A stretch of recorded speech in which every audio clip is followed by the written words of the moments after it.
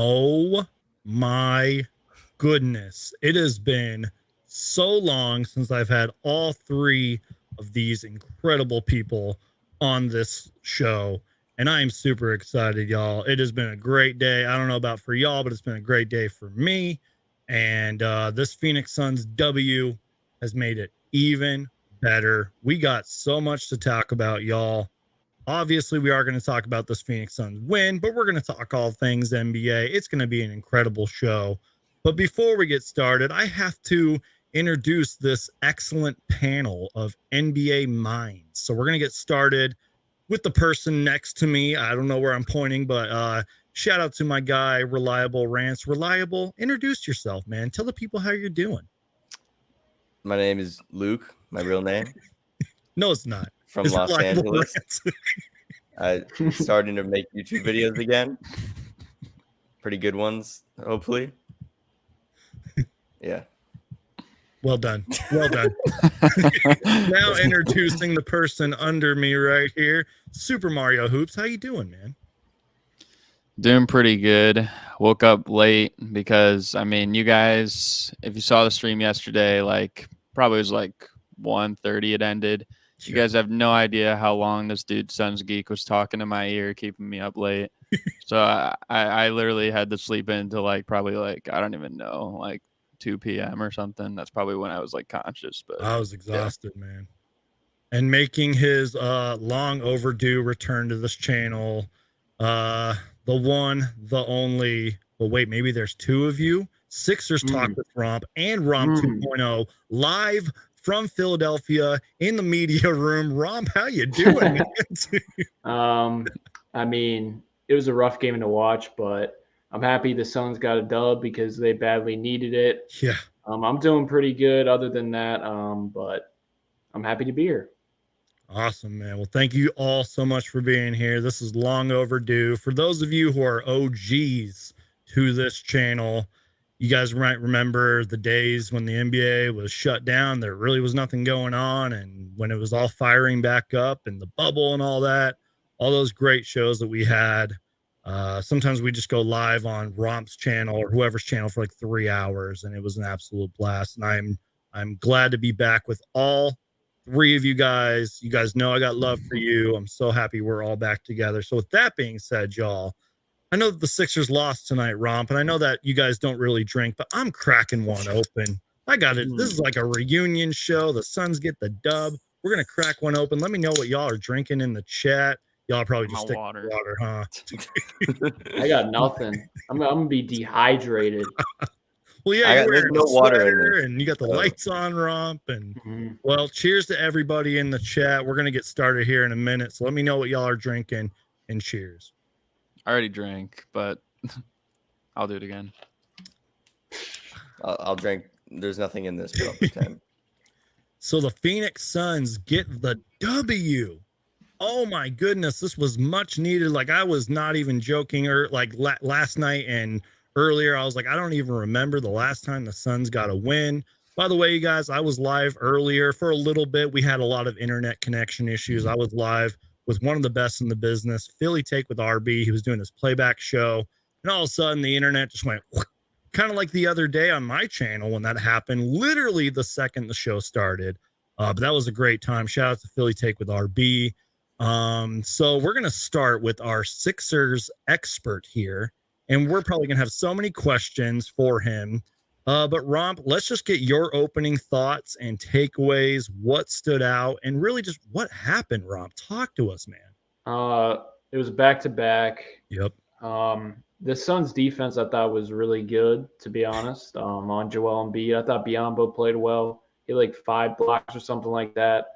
But I think a lot had to do with the Sixers. Joel Embiid, it just seemed like his energy was not there, and it was one of his worst games of the season. And you can credit the Suns defense for that. But also he looked a little tired. But it just seems like he's looking ahead to the matchup on Monday versus Jokic. I feel like he just shouldn't have played tonight because his energy was terrible. So it was disturbing from an MVP candidate seeing that type of energy from our star. And the only player who really brought it tonight was Tyrese Maxey, who had 37 points. So that was good to see. But I also think the offense is just hard to watch at times when James Harden isn't in there, just orchestrating where to go. And he really gets Embiid in spots. And you saw tonight, Embiid was getting the ball way far from the basket. Yep. And sometimes he's good in that. You saw yesterday, it was the same thing. He had 46 points versus the Warriors. But tonight, his jumper was nowhere to be found. So it was really tough for him to get going. And there was no one to get him mid-range shots or anything like that. So it was just a tough game overall. And I feel like the Suns played with a lot more energy while the Sixers were like, we'll just lose. It is what it is. It's funny because a lot of this, well, for at least maybe the first two quarters, I thought both teams were gassed. I'm sure the Suns were pretty tired, but you made a good point about Joel Embiid kind of going far out and like taking threes and all that and taking long twos. I kind of noticed that as well. And look, obviously we know that Joel Embiid is going to destroy Bismack Biyombo 9 times out of 10. You know what I mean? But I was talking to Reliable Rants about this the other night when we played the Lakers. I thought that Busy did a great job on Anthony Davis. And for the most part, I thought Busy did a great job against Joel Embiid tonight. So let's take it to Super Mario Hoops, man. Any thoughts, takeaways from this one, man? What are you thinking? Yeah, I think again, like with Bismack Biyombo, probably it would at the very least his best Phoenix Suns game, but it might have been like his best career game. I was like actually checking. I think he's only ever had a double-double with 3 blocks one other time with Phoenix. And then tonight, I think he had his first like 15, 10, and 5 game of his career. So definitely like a game I think he's going to remember. Just like, it's not only the fact that it's like you're putting up those numbers and you're getting the blocks like or whatever. It's the fact that you're doing so against a team that has one of, if not the best big man in the league, the most dominant big man in the league in Embiid. And I think, they did a good job with him. And it wasn't really, he was a big part of it. But I think as a team, like, especially in the first half, like they did well together. Like they would double team him a lot. I think one time, like Booker came up with like a steal after like an errant pass under the rim. And then like Chris Paul, like kind of stripped the ball when he was under the basket. And then I think Torrey Craig had like another one. So overall, I mean, I think they did a pretty good job. And I mean, just on the Sixers side, like Tyrese Maxey, like Romp said, like he kind of just had it going. But that's kind of, if you're the Suns, that's probably what you could hope for. At like playing that style is what you could hope for. Like if you can kind of neutralize Embiid, throw it as many bodies, make it as hard as possible toward him. And if he's having a performance like this, then you'll live with like giving Maxey more looks or Tobias Harris more looks or Melton or whoever or something like that. And I think that's kind of what they did. And even though Maxey had a great game, by the end of it, it didn't really matter. I don't know. I just think too, like the bench was a big thing. Like I don't know what the final running was of that, but we had to have had over 50 bench points. And I'm not even joking. So it was 53 like we were cooking. To 17. Oh my God. That was needed that, you guys. Huge. Yeah. I think that probably also played a big factor in like determining the game. But I mean, I don't know. I think too, like earlier in the game, I am kind of interested in looking. So again, we talked about this yesterday, like with the free throw disparity, and like early on, the Suns were getting the calls once again. And then by the end of it, the Sixers had more. Now, I mean, that kind of like makes sense because it's like Embiid's one of the best getting to the line, and they didn't even have Harden too. Like it probably would be even more favored in the Sixers. Not too bad tonight, though, in my opinion. I mean, a few questionable calls here and there, but nothing to where like the other night with Reliable Rants where I was just going crazy. Reliable I was watching this game looking for like, all right, let's see, because I was like, bro, the Suns fans were going nuts on me for my take on that. So I was like, all right, let's see. On my comment section. But no, there were some, like there was this one out of bounds call that went out on Embiid and they called it Sixers ball and then everybody went nuts. I was like, oh. But no, takeaways from this game. I think it's pretty funny that a game that we consider disturbing or like one of the worst of the season from Embiid, he still puts up 28 and 10. Exactly. I think that's a sign of an MVP caliber player. When your worst game, where you look like you haven't done anything, you're still putting up some of the best center numbers in the league. Also, from a Suns perspective, I think TJ Warren was an X factor tonight. We were talking about this the other day. I thought Monty needed to instill some confidence in him, get him going. Look, 27 points, puts him an efficient 16. I thought that was a good stepping stone in the right direction. But overall, yeah, like I agree. Like Bismack was huge. There was one play where Embiid tried to do his like signature free throw line pull up, and then it was just like blocked. I don't know if anyone's ever blocked that in Embiid's entire life. So it was like, yeah, it was just an energy. That's what the Valley can do to you. And Busy contested the same shot after he blocked it. I couldn't believe it. No, and it shows, like Romp was saying, how big of an X factor James Harden is on this team. Yeah. He's a leading leader in assists. He's Tyrese Maxey's kind of taken the 2 role this entire year. Your whole scheme, your whole offensive scheme has to completely flip flop if you don't have Harden out there. So I think that was just a perfect example of that tonight. But Suns obviously wanted to come out for revenge, and they came with energy.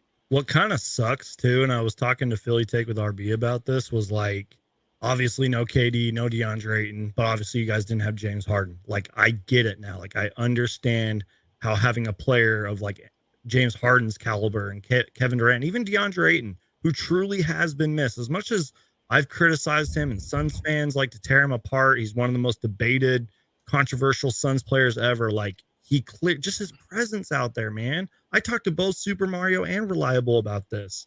Like, just his presence being out there was missed. James Harden's presence and obviously scoring and playmaking was missed. And that clearly showed tonight. So just a tough game overall. I felt like this game had a lot of runs as well. And I really do believe that both teams were gassed. I just think the Suns did a better job at hiding it better, if you will. Joel Embiid did look pretty gassed. I'm not trying to make excuses for him, but he did. Wait, the Sixers played last night, right? Yeah, against the Warriors, and I heard that was a frustrating loss, Romp. It wasn't really frustrating to me. I mean, the Warriors are one of the best home teams in the league, and Embiid had 46, and the bench kind of just the non-Embiid minutes were really bad, just like it was tonight. And that's going to happen when you don't have Harden running the unit. It's not so much Harden scoring that is important for the Sixers. It's just him getting everyone shots and him getting everyone. Yang was a negative 29. Oh yeah, he does that. He's one of the worst defenders I've ever seen, but he's very important to the Sixers because if he's hitting shots, I mean, he can swing a ball game. I believe the last time we played the Suns, he actually did that, and it was one of his better games where he went off. But yeah, he's a traffic cone defensively. Like, I would not play him without Embiid on the floor protecting him. They need to put Furkan in there. But Doc loves playing all bench units. I mean, there's a unit out there without Tyrese Maxey, without Tobias, and without Embiid. And I was like, what are we doing? Like, can we just throw the white flag out there and give the Suns a dub? Like, it was just a bad game. Hey, you guys keep talking for a second. I got to let my dogs out. I'll be back in 2 seconds. Okay. Something else I saw, too, actually, from the game is that, like, so, like, McDaniels, it felt like he played a lot, like, in the first quarter, especially, like, because I think Melton had 2 fouls early. And then, like, he went, like, 20 minutes, and he didn't even touch the floor again. Yeah. You know? I mean, like, that it's, like, especially when Booker is going off, and it's, like, Melton and Milton, like, they're both not big enough to contain him like that. Tobias Harris probably is, but he doesn't have the intangibles of McDaniels. So, I don't know. Like, it's just like coaching things like that make no sense, really. That's Doc, bro. I mean, Romp, what do you think of Doc this year? I thought he's been pretty solid. But I mean, it's just that the talent of Embiid, like Embiid, no matter what team he has, he's one of the players that's going to get you 50 wins automatically, no matter who's around him. So it's like, the coach doesn't mean too much, but also if you have errors in terms of rotations, that could kill you. In the regular season, Doc's fine. He's a solid regular season coach. There's going to be games where his all bench lineup screw you, but the players love him, and he's a good locker room guy to keep the locker room together. But playoff time, that's where my concern lies with Doc Rivers because he's not the best at adjusting and his lineups are questionable. But I Wait, feel why like the is Sixers. Trez somehow not in the rotation at all anymore? Yeah, No, what he's happened with he's- Mark? Yeah, what he's happened terrible. with that? He can't get off the ground. Remember when he used to be able to dunk? He cannot dunk anymore. It's crazy. His legs are shot. That doesn't even. But That doesn't His even make highlight of the sense. year was making Giannis mad, I think, at a ladder. he should not have been signed. Romp, But I got to put you on the spot real quick because RB was heated about this. What's up with those Dwayne Dedmon minutes? I'm sure you saw my tweet about it. I mean, What happened there, man? Was he just trying to give Joel Embiid a break, or I guess he didn't like Paul Reed's minutes in the first half, but Dedmon I think is washed at this point. So Bro, Yeah. Trez used to average what like it is. 19 and 8, bro. he was one of them? He was best sixth man of the energy year guys. 3 years Yeah. ago. 3 years ago, he Mhm. averaged 19 and 8. no, He was the washed. third best player on the favorites to win it all 3 years Yeah, ago. literally. Now he can't even play. Remember when He him and Lou sucks. Williams used to come off the bench and it used to be ridiculous? I don't And know. now both of them are like out of the Yeah. league. So I don't know if he get injured or something, Trez, because he has no legs. Like he cannot get off the ground at all. It's crazy compared to what he used to. Like he can still jam, but he can't be. He doesn't poster people anymore like he used to. He has no bounce. I just think it's been an energy thing with him because he used to be one of the biggest energy guys, like on the bench or starting whatever it was. And it's like he's not. It has to be an injury, or I don't wish Maybe- this upon anybody. Maybe mental health things, but like, why would he get pulled out? Has Doc Rivers even talked about him like at all? Has any of the media? Maybe getting addressed- arrested wore him out. No, Because Yeah. in the summer. I don't know. Like, Doc was playing him too much in the beginning of the year, and everyone was like, "Please play Paul Reed, please." That's what RB was saying too. He's like, how Doc come Paul Reed's not hates playing? Paul Reed. Remember Reed's what the he best said backup before the big. playoffs last year about Paul Reed or something? Like when someone asked him about it. Was that before the playoffs last year? Yeah, Yeah. he's like a Uh, fan favorite, and Doc does not like that at all. Yeah. So It real- was weird. Real quick, y'all, just going over some of the numbers. I mean, obviously Tyrese Maxey was cooking 37 points in 36 minutes, 7 threes made, which is absolutely crazy. Even though the Sixers sort of struggled at this, in my personal opinion, the Suns are just a terrible team closing out on threes. Reliable Rants reference Joel Embiid's pretty good game for all things considered. I mean, 28, 10, 4, 2 blocks. Ugh. Tobias Harris hit a few shots. I but never not said he had very a pretty good game. I said for this to be one of his worst games Yeah. in a season, for it to still be that statistically like beautiful is like kind of insane. So he had a pretty good game, is what you're trying to say. that's how I. No, I'm not trying to say that. That's how I heard it. He was terrible. One Terrible. thing though, and we kind of already covered it, but I mean, I'm looking at the numbers here, just the bench for the Sixers. I mean, Shake Milton 7 points, 24 minutes, 2 for 9 shooting, just a lot of inefficiency. That's something that we've seen with the Suns a lot. Let's kind of fast forward to the Phoenix Suns here. Devin Booker being Devin Booker, 9 for 18 shooting, still finished with 29 points, 5 assists. Chris Paul, 13 and 8. Pretty efficient game for the most part. Bismack Biyombo, just probably his greatest game ever. I mean, 17, 13, 5 blocks, did all he could on Joel Embiid. Josh Kogi, 7-5, not too bad. Torrey Craig hit a couple shots. But again, it was all about the bench. TJ Warren really needed a game like this. I mean, just not only getting minutes, but putting the ball in the basket very efficiently to go along with 8 rebounds. And you know what? Even though he got cooked on a few possessions, I thought he played great defense. He tries out there, at least on defense. Cameron Payne, 14 points, 7 assists. We're going to need a lot of that during the playoffs. And Terrence Ross. I'm not saying Terrence Ross is going to win us a playoff game by himself, but he can help win playoff games. You know, it was shots a, down you the know it was a stretch. bad game. You know, it was a good game for the Suns when the worst plus minus on the team was only a -1. Yeah.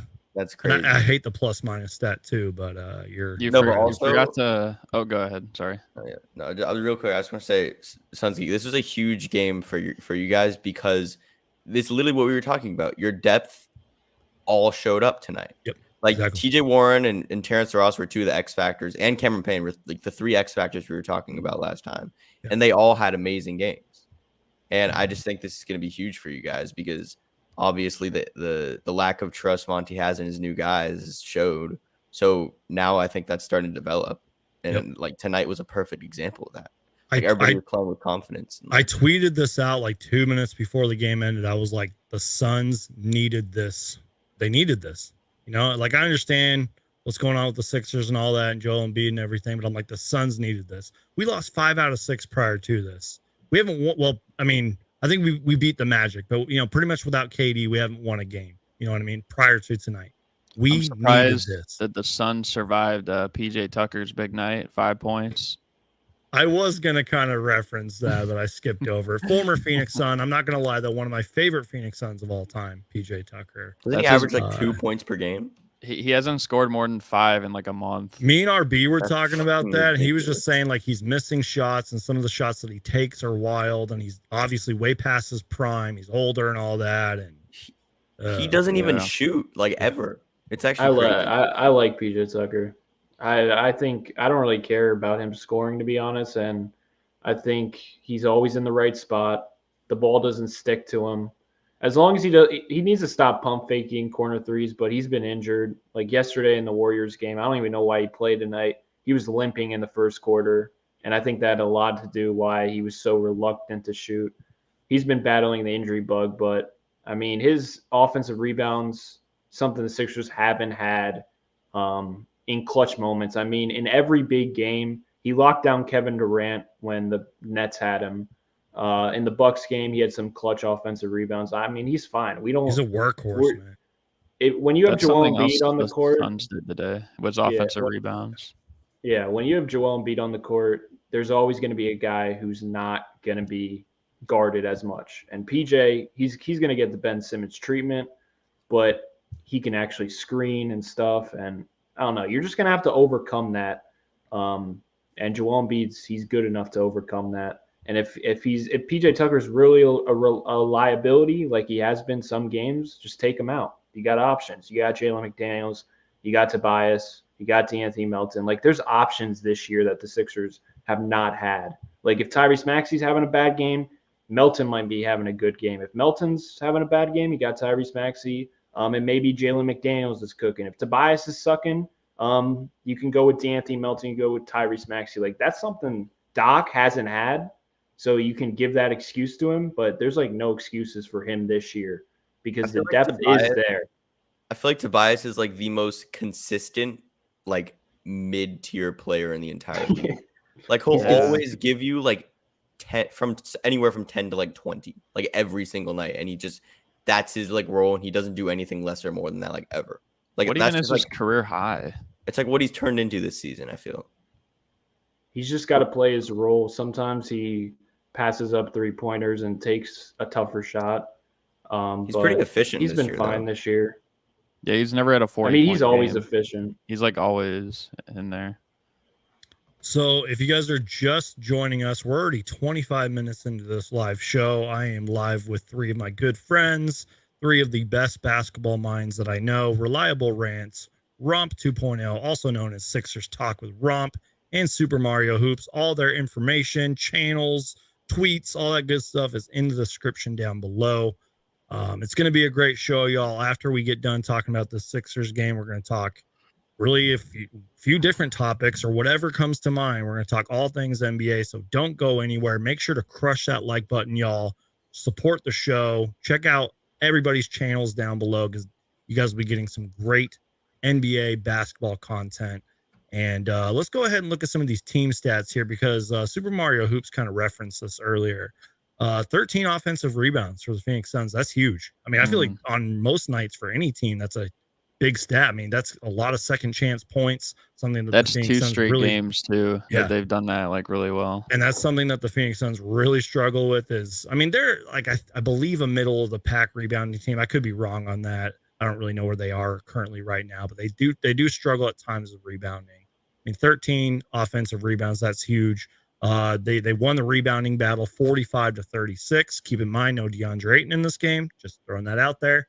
Both teams shot lights out pretty much. I mean, the Suns shot 50%, hit 15 threes. That's huge for this Phoenix Suns team. They needed a 3-point shooting night like tonight. I mean, the Sixers are right there, though, 13 threes of their own, 42% for the Sixers.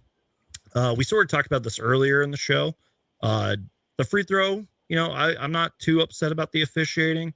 Like I said, there was a few questionable calls, but nothing to where I was like, oh, I got to rant about this for 5 minutes. Like there was just, I thought it was fairly called. And I mean, look at the numbers, 24-27 for the Sixers, 16 for 19 for the Suns. So maybe you guys have a different thought on the officiating tonight. And we can obviously probably spend hours and hours debating and ranting about the officiating. But in terms of just this game, what did you guys think? Reliable, do you want to start with this one? You're talking about in terms of the rebounding and just like... Well, you can talk about the stats or the officiating or the amount of times both teams went to the free throw line. I don't know. I'm kind of just going over these stats. Yeah. I mean, I think, again, I was looking for like calls. I've realized like, honestly, like it went both ways tonight. I thought there were kind of some bogus calls on both ends. Yeah. I thought there were like some specific Suns things that I saw. D-Book got fouled a couple of times, wasn't called.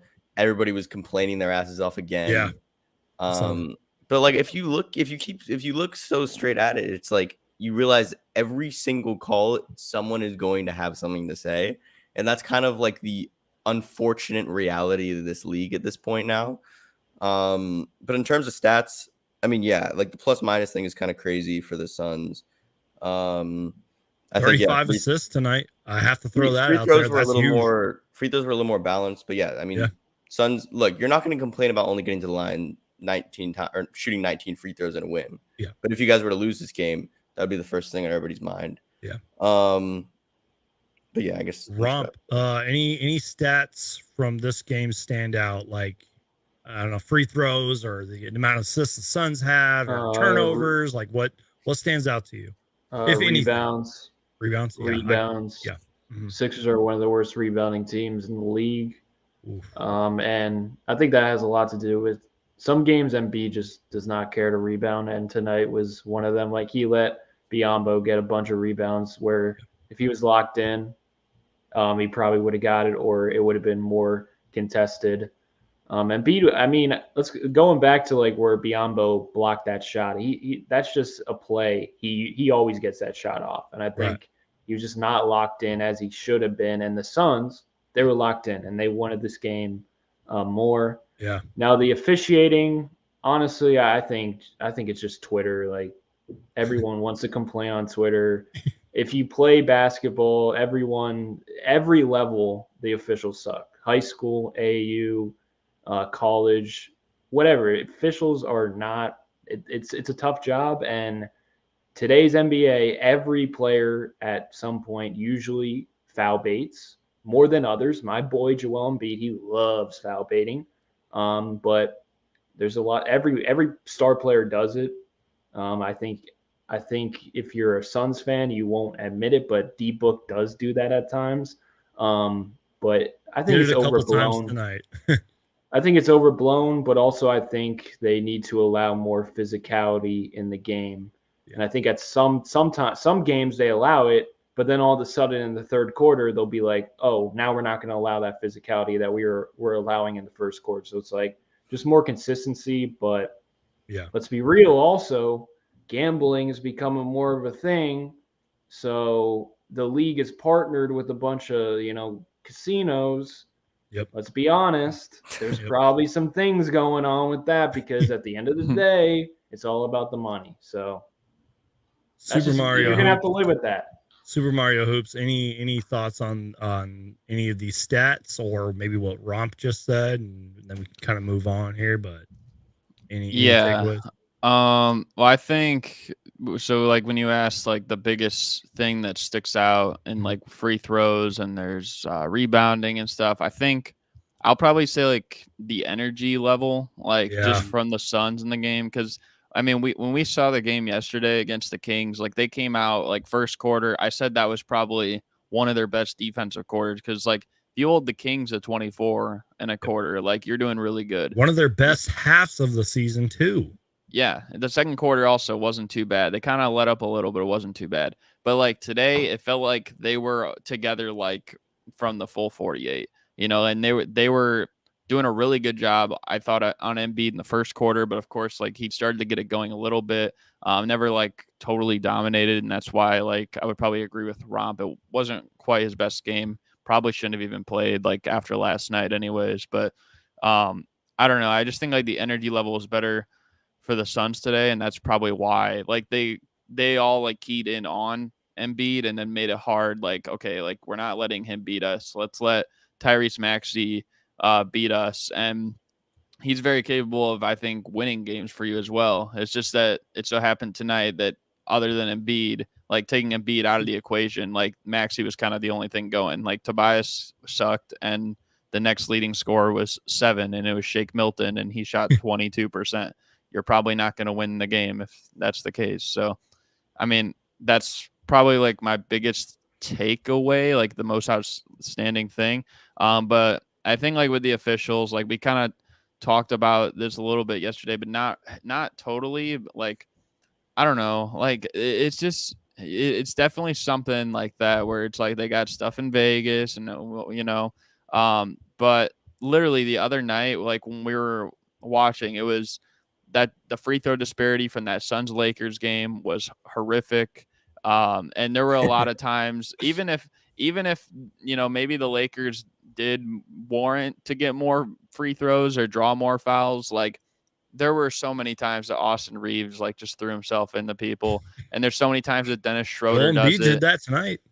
Just saying. Exactly. And I think like see the league did something against it. Well, and even that day, like there was the Mavs protesting against the Warriors, and then there was that Trey Young awful foul like by McDaniels like for a 3-point shot. Like it was just like horrible. And like I think that day probably sticks out most to me of any like this year with officiating. But I think like they tried changing something like this before last season. And then when they saw like a lot of the Stars numbers go down, they're like, oh no, we can't have this. But personally for me, like I feel like a lot of people, maybe they don't agree, but at least for me, like I would rather see a game that's like 100 than like 120 to 120 like down the stretch of a game, if you know what I mean. Actually, I disagree with that because remember the Here we go.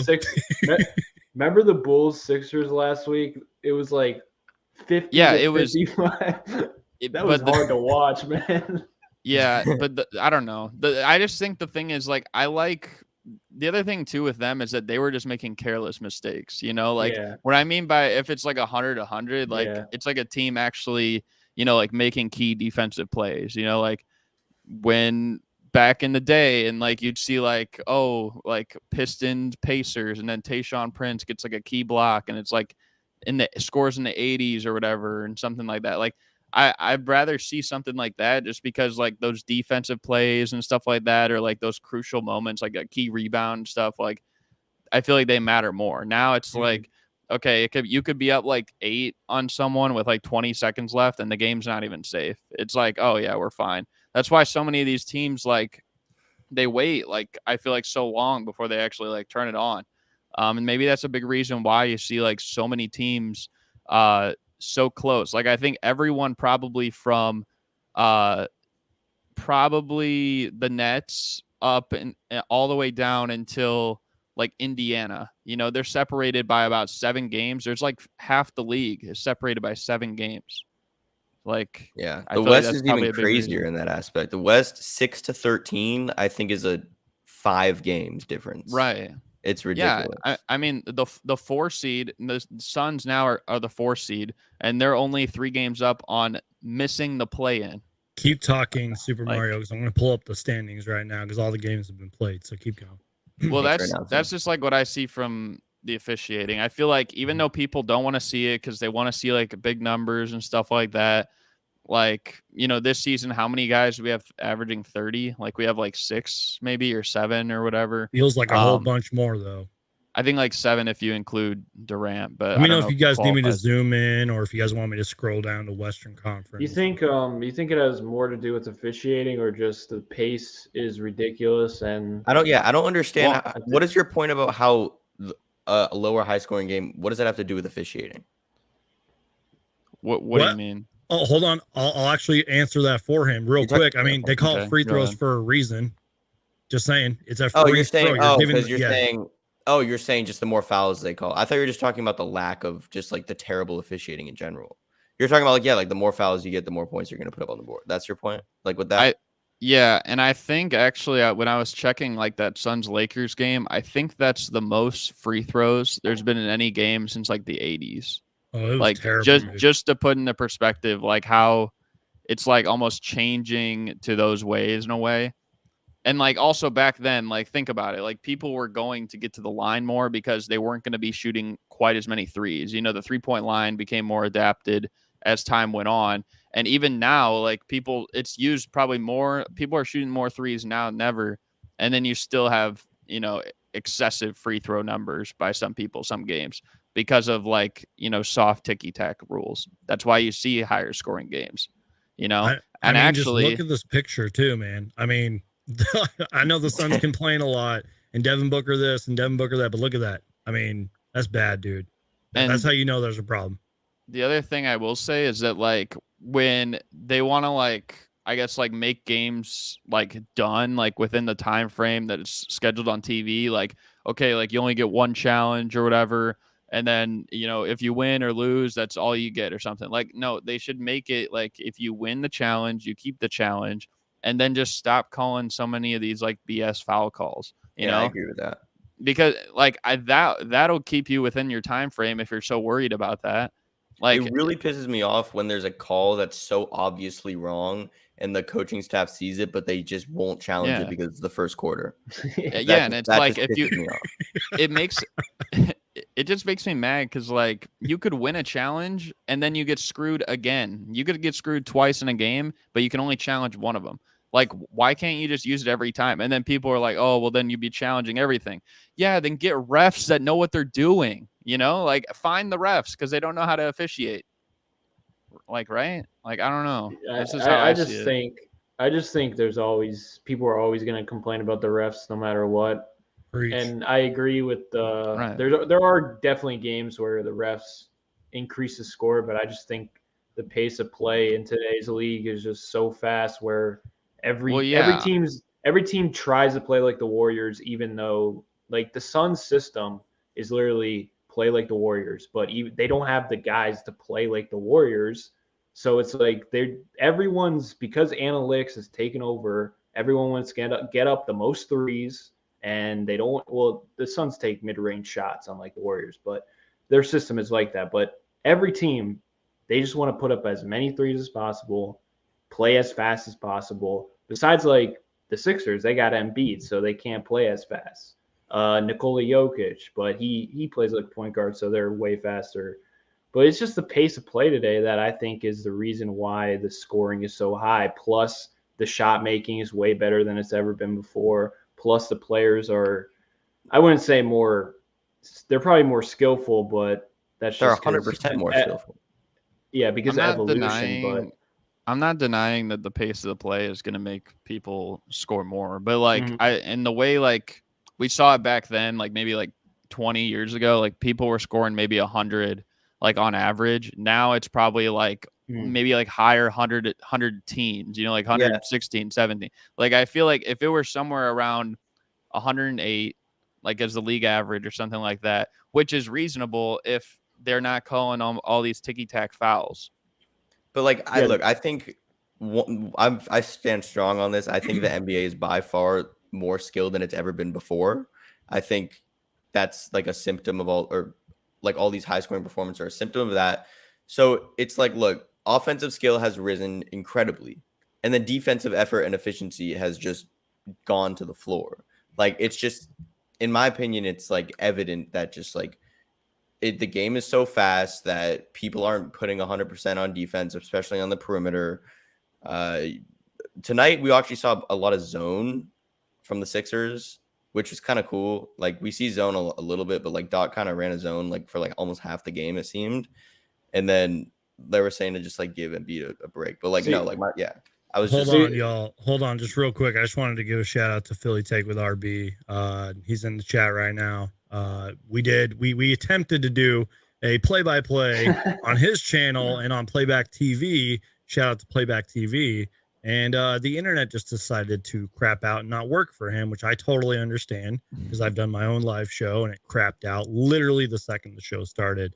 So go subscribe to Philly Take with RB. Romp, you know him very well. He's a great guy, great content creator, one of the best in the business.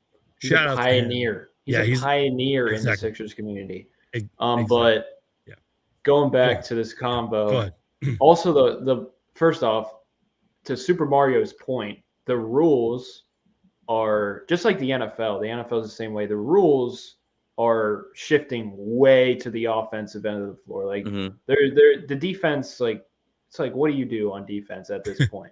Yeah, so you can't do anything. You can't breathe on a player without it being a foul. That's a big part of it. So what that means is everyone who has a job, every coach is going to be like, okay, if the rules are to the offense, I want more offensive players.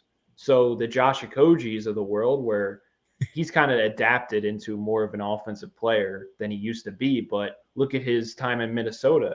He couldn't make a shot. Matisse Thybulle, one of the best defenders in the league, couldn't make a shot. Get the heck out of here. Get out of Philadelphia, because you can't have a player who can't play offense. So you're seeing less and less defensive identities. You're seeing less Patrick Beverleys. You're seeing less Biyombos, because everyone is like, oh, we got to shift to the Sacramento Kings, the Warriors.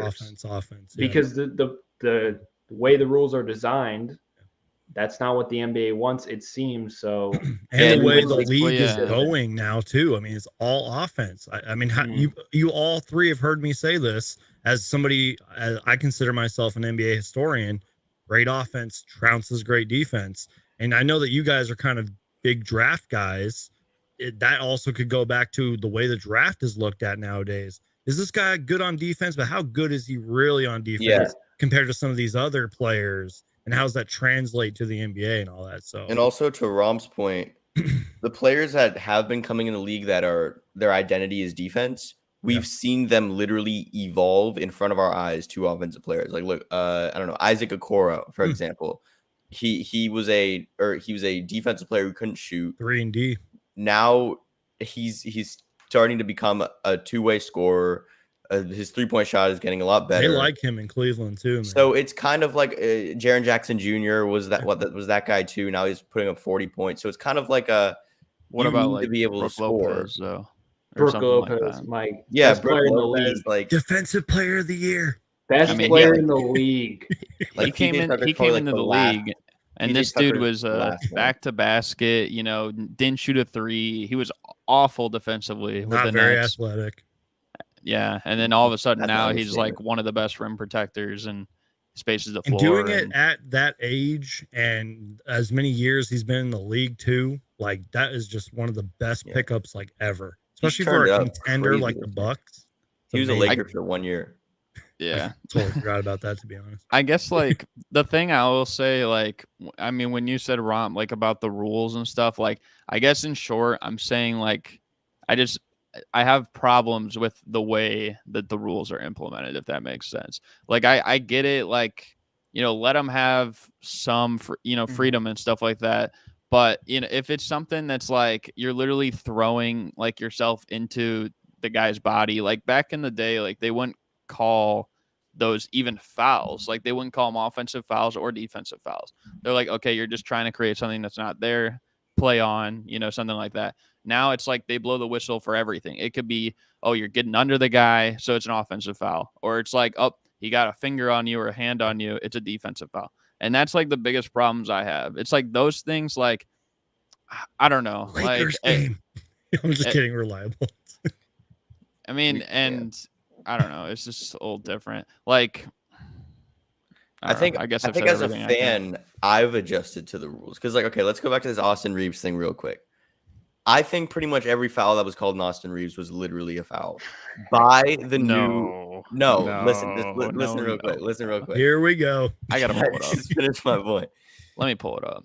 If you look at the rule book and how I've just been adjusted to how the NBA is called, how Austin Reaves draws contact is just kind of like James Harden in 2018 on the Rockets, in my opinion. Like right now, Here's my thing. He kind of like finds the niches in the rule book and kind of coming off of that pick and roll in the mid range. He throws his body into contact like beautifully, and it's a foul every time because that's how the rules are. Like, what? Bro, what are you talking about, man?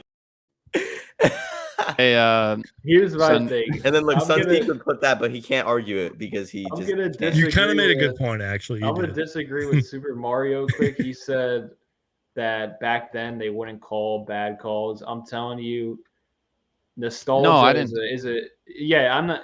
You didn't say it like that. That was I put words in your mouth there. I apologize for that, but the reffing has always been bad. Like you go watch a game back then, people just forget, and there wasn't a Twitter where people have agendas and things like that and have a cult-like mindset. So it's inflated because your team is getting the bad whistle, and then you actually have a voice now in today's world where you can go on Twitter with your Bismack Biyombo profile pictures and post every Joel Embiid foul bait. Back then, you didn't do that, but my boy Gary, who I talked to, he's like 45 years old or whatever.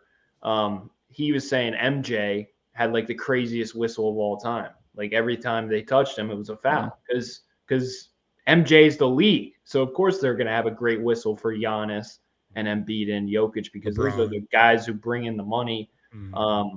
But Steph Curry, that always happens. Too, and then there's Warriors fans who are complaining about Steph Curry's whistle. I'm like, what are you? I've seen that in my comments. He doesn't drive to the basket nearly as much. He shoots nothing but. Steph Curry doesn't get the whistle. Go ahead.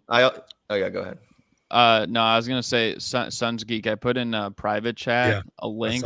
If you go there and go to like 51 seconds, I just want you to play that foul. There was a foul on Devin Booker. Yeah, I'll pull it up real quick. I also think the normality of complaining has. Welcome to does the NBA have an official officiating problem show? With, go to like 51 seconds. With reliable this is during this game. Okay, Romp I want to see this. 2.0 and Super Mario Hoops. Let's check this out. Hopefully, I don't get copyrighted for this. Let's go. Well, okay, that one. That's a foul. No, this one. Watch this one. Wait, hold on. Technical difficulties. There we go. Oh, I think that's a foul. That's a foul. Let's go back. Let's go back. We're gonna go back. Mario, that is objectively a foul. He reached down at the end. And Austin drew contact. That's a foul. I'm literally stopping and pausing this on purpose. He's good there. He's good there. That's a foul. Where? He didn't even touch the him. Hand. He hit him on the. He hit him on the arm. If you're a defender in the comment section, he should have just stayed straight up. He went down. Every time you go down, they're gonna call a foul, no matter what. Even if he didn't hit him, they were gonna call a foul. Even if he got him on the hand there, why is Austin Reaves reacting like this? Play it again. Look at this. Like, come on, dude. It's a way to help draw an official to blow a whistle. What's wrong with No, dude. This is also, that action right there. I don't mind them. Don't get me wrong. I don't mind them not calling that, but I can also see it a foul. That's a foul. And also, Austin Reaves completely sold it. And he's doing the thing is he's doing too much. You know, he's not. Personally, I don't see a foul there, but he's doing way too much. Way too much. Real quick, you guys. I just want to shout out the Suns Jam Session podcast. John and Matt over there do an excellent job. They cover every single game. I listened to their show last night, which was hilarious, by the way. You all should go listen to it. It was a great time. They made a good point, though. They were saying pretty much that now from a Suns perspective, I'm just talking Suns here, obviously, but they were saying Devin Booker and all them, kind of like how they kind of did today in a way. They sort of controlled their emotions for the most part. They just need to fight through that and not overreact and all that, not get those double technicals like we saw from Booker and Paul last game and everything. And they just need to play through the whistle. And Chris Paul even talked about that. He's like, we got to be better. I will just say this real quick, though, since we're talking about Austin Reaves. Chris Paul, there's a video of this, talked about there was one play where Austin Reaves drawed the foul on him, and he even said that wasn't a foul. And then Austin Reaves even said, yeah, that wasn't a foul. I'm serious. That actually happened. But Austin Reaves does Great job of selling it. He's obviously the greatest player in the league right now, apparently. He's going to win MVP, apparently. But shout out to the Suns Jam Session podcast. They do an amazing job. Those are my friends over there. Great show over there. But I just wanted to address that comment and go on that little Austin Reaves rant. Schroeder And also shout out does to it, whoever but he uploaded never that on gets Twitter. Was it Tag on Twitter who uploaded that whole video of every single his IQ for 3 on Twitter? Here's every single foul that resulted in Austin Reaves 31 free throws in the past 2 games. Hell of a whistle. We should just watch that whole video so then we can just see how many. I don't want to get copyrighted. Also, I think on the offensive end, there's some bad officiating going on. Like, you can't set a screen in today's NBA unless you're the Warriors. Warriors can get away with any illegal screen, but some of the screens they call where the defender just kind of falls, it's like, dude, that was a good screen. And then there's calls where, like, DeAndre Ayton will actually use his force, and Suns fans always come at him for that, but he'll use his force one He'll time, get called for a foul. and someone will flail, and once a defender falls, you got to call a charge. So it's like, not only do they not allow physicality defensively, but also at times you can't really do nothing as a center. That's why post play has kind of went out the window, because you can't. If you push them, the defender's going to fall and flop, and they're going to be like, oh, offensive foul. So I feel like that's another problem I have with officiating. I kind of disagree with the screen thing. I think, honestly, screen rules are like some of the most solidified in the league. I think it's literally if you lead with your shoulder or you're moving. And I feel like those are the two. Those are the criteria for a legal screen. And I feel like most of the time they're called pretty consistently, but I do agree that sometimes if it's a hard screen or a defender's blindsided and they fall over, the officials are going to be like, oh, they fell over, that must be offensive foul. But no, I think for the most part, like, illegal screens in today's league, yeah, they're kind of like pussy. I didn't want to say that, but yes. Hey, watch your language. My vocabulary is so small. But like the rules, the criteria is set in stone, in my opinion.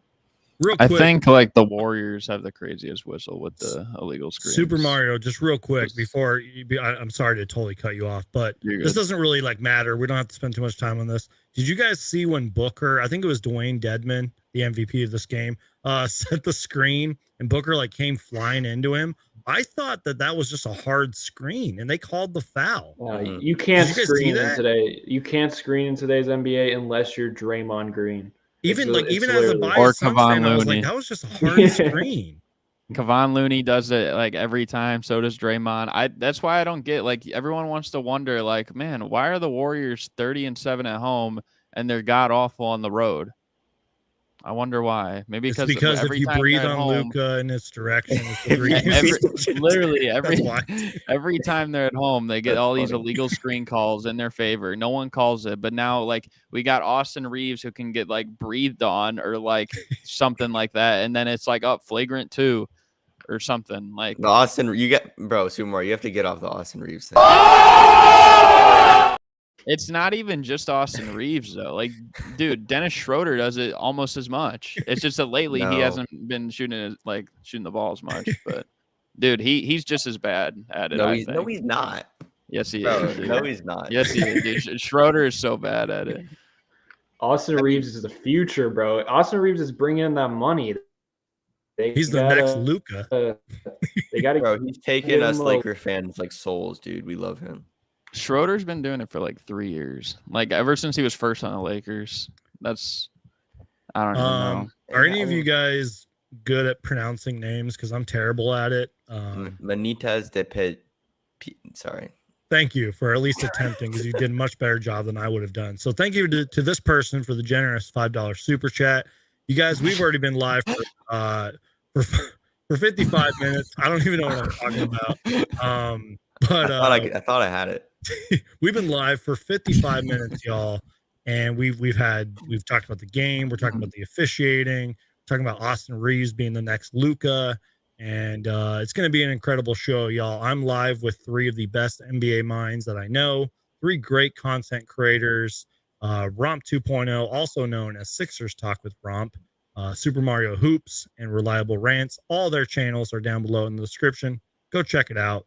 I feel like even though we had the standings up earlier, we haven't really talked about the standings. Not Can to go away from our I officiating talk, but can we I can bring up really, something about the yeah. game? Like, I was just so gonna I guess say like we can talk really about whatever because we're pretty much an hour in, and You so guys talk what I about was that gonna game? say.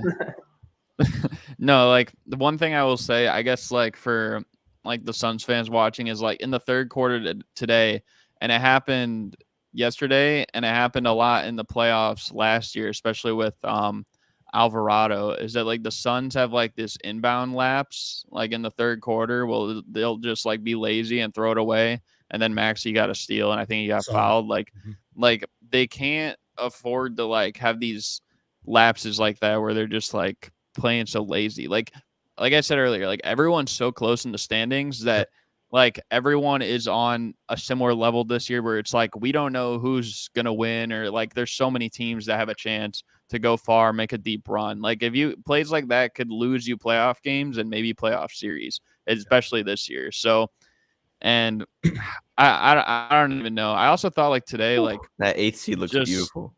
Look at Dallas. just wait, the Bulls would be the other Real thing quick, Super Mario, just on your point, and Romp, even though you haven't been on this channel for a while, I need to get you on this channel a lot more, but you've heard me say this before last season, way before we had KD, Reliable and Super Mario. You heard me say this just recently. The Suns need to play consistent 40 out of the 48 minutes, because that's exactly what you were talking about, Super Mario. Like sometimes those bonehead plays, those non-energy plays, just giving, kind of like how they just had that collapse in that third quarter against the Kings and all that. And when the whistle isn't going their way, they need to just play through it and play better, more consistently, man. Yeah. So that's all I wanted to say. The other thing I was gonna say is I feel like today, like especially because it's like, okay, Harden was out and Durant was out, and those are like two of like the most prolific ISO scorers in the league as well. Like I feel like it made me like realize that like there's a lot of teams that like these are two of the best teams in the league. Like even if like as much as people like joke on them, like oh they're frauds or whatever, like maybe their coach or whatever, like people will say whatever they want. Like they're still two of the best teams in the league, and yet like it doesn't feel like. And it's even like it doesn't feel like they have much movement. You know, I've said this like when Kevin Durant was playing in those games with the Suns. I'm like, it just seems like some people are just kind of standing there. And in the games like I've seen this year, like with Harden, like playing there, like he's one of the biggest ball watchers when he doesn't have the ball. Like when Embiid has it in the post, he just like kind of stands. He doesn't hardly move. Oh, yeah. The Sixers no movement. They have Yeah. the most basic offense ever. So literally the Joel Embiid Harden pick and roll, and then you'll have two shooters in the corners, and then a guy in the short corner, or they overload the one side with three shooters, and then have Harden and Embiid run a pick and roll. And then if that doesn't work, if they switch it or they're playing a zone, they just get the ball to Embiid at the foul line. And then they just hope the other team doubles, and then if the team doesn't double, Embiid just ISOs. And then eventually Harden will get his ISOs. That's like the exact same offense for the Lakers, to be honest. You literally have one of D'Lo, Schroeder, or Reeves come down and do the exact same thing you just said with Anthony Davis, like every single time. I think it's just like every team who has a big man who is dominant will run the exact same offense. It just feels like there's not like much movement like on the perimeter or anything like that. Like trying to like mix it up like with the defense. Like, okay, like see the one thing that the Warriors do, even though like they've had an up and down year this year, is that like when someone gets the ball like in the post, like whether it's Draymond or something like that, they'll have someone like set a flare screen, whether it's to the ball or like to the corner or like away from the ball, and then either they'll make like a handoff or skip pass before they set what's an illegal screen. But I mean, like that's what they'll do, but they'll get like movement going, and then they'll get their shooters open shots, especially having shooters like that. Like imagine if you had like looks like that created for like Booker or Maxey or something like that. Like if other players were like moving to that degree, or like, and I mean like Dame or something like that in Portland. Like imagine they did that for him. Like right now they're sitting in 13th. They'd probably have like 5 more wins right now just off doing that action consistently alone, like mixing it up sometimes. And I feel like just a lot of the best teams in the league like don't like move like that. And then it's just Like, It's I don't know. because the league is star driven, and that's I Yeah. think the most underrated aspect in a player is if they can play off ball. That's why I think D Book gets heavily underrated because he does not need the ball to be effective. So you don't have to run the entire offense through him. So like you Preach. said, just like the Warriors, Steph don't need the ball, and there's a lot Right. of Warriors fans who are calling for him to get the ball and to demand the ball. But what that does is a lot of times, role players are inconsistent.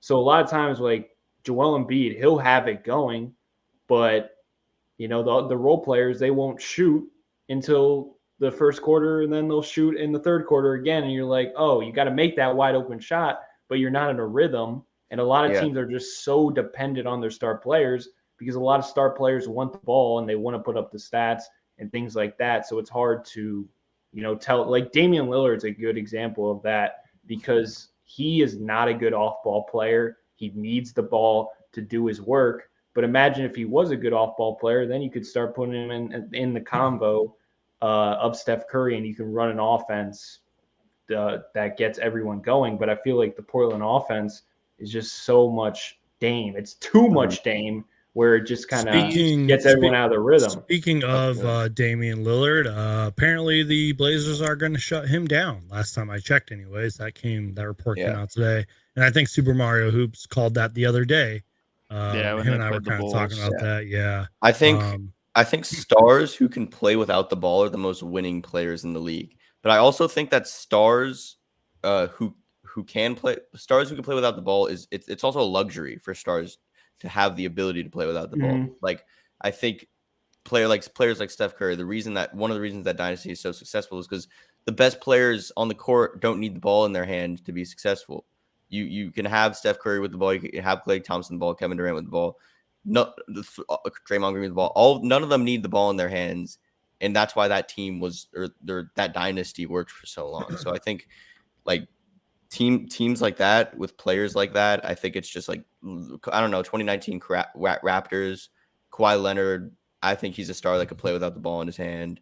I think if you just go down the line, every team that's won a championship has a player or a star caliber player that can play just as well without the ball in their hands as they can with, or just play normally without, I think it's tough to coach. I think it's tough to coach that though, because like tonight, I was like, please just get Joel the ball, man. Exactly. Please get him. You guys don't have the luxury to have the ball out of his hand. Yeah, because it looks so disgusting when he doesn't have the ball. But there's games when Embiid doesn't play, you see a totally different Shake Milton because he's playing a different role. So I feel like it's really tough to coach that into role players to get more out of it. I don't know how to say it, but I slightly disagree with something you said, Romp. And like, so when you said about Dame, and like I know you said like how he's not a great off-ball player, and like there's some truth to that. I think like he definitely needs the ball more. But what I will say is like when if you're getting an action like that, like a Warriors-esque or something like that, the one thing it's going to do is it's going to create more open looks for him because this guy is getting doubled. Sometimes he gets doubled at half court. Literally in the bubble, he got double teamed behind half court, like because they thought he was going to shoot it from there. So like if he's coming off like flare screens or something and like the opponents are like, okay, we have to switch, but like we also have to turn our back to the ball to switch. Like there's going to be so much confusion there that someone like that is going to be wide open. And I feel like there's just a lot of players that could benefit off that, but there's just not a whole lot of actions run like that. You know what I mean? Like, just real quick, y'all, before we continue with this conversation and everything else that we got going on tonight, live here with Romp 2.0, Sixers Talk with Romp, Super Mario Hoops, Reliable Rants, all their links and channels are in the description. This has been an excellent show so far, and I think we got some great conversations headed our way. So I think too, like let the people know what we were doing. Even for my Bulls, like this is something that I hate. Like this one of the things I hate about Levine is because he'll be like late in the game, and not just Levine, but I'll hate Billy Donovan for it too. Is he'll be like late in the game, and like it might be after a timeout, and he'll try isolating on like the perimeter or something. and then he'll do his little like dribble like with his right hand, then step back, fall away, won't get much levitation on his shot, and he shoots like a fadeaway three when he could have just drove to the basket. Or you could create an open look for him for three if you run a set like that. Like maybe run a flare screen, like give up the ball, then get it back or something like that. But so many of these teams want to run ISO ball, and I see it all the time with my Bulls because it's like, okay, Billy Donovan's like, here you go, DeMar, save us again. Or like, here you go, Levine, like it's your turn. You got to take us home. Like, and it's just not conducive to winning. And I think that's one of the biggest things that like why you see so many teams that are like so close right now in the standings. Like we've gotten 70 something games through the year. There's only 10 games left and we still don't even know what, like this could be a completely different, like right now, in like a week. Yeah. Like right now the Suns are 4th, Clippers are 5th, like Lakers are 8th. The Suns like, were the 5th seed yesterday and the Mavericks fell to 11th.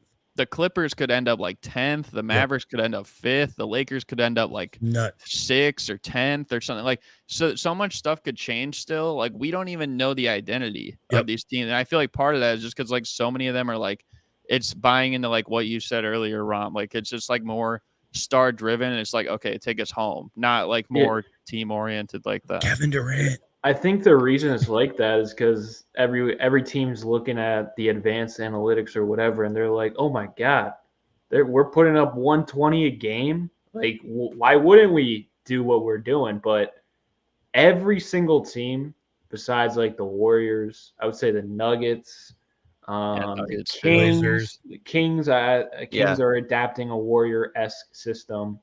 I would say that the Suns not this year, but I felt like during their finals run, I think they were better at like running a team system, even in the final like 5 minutes. I think you'll see that when Durant comes back, honestly.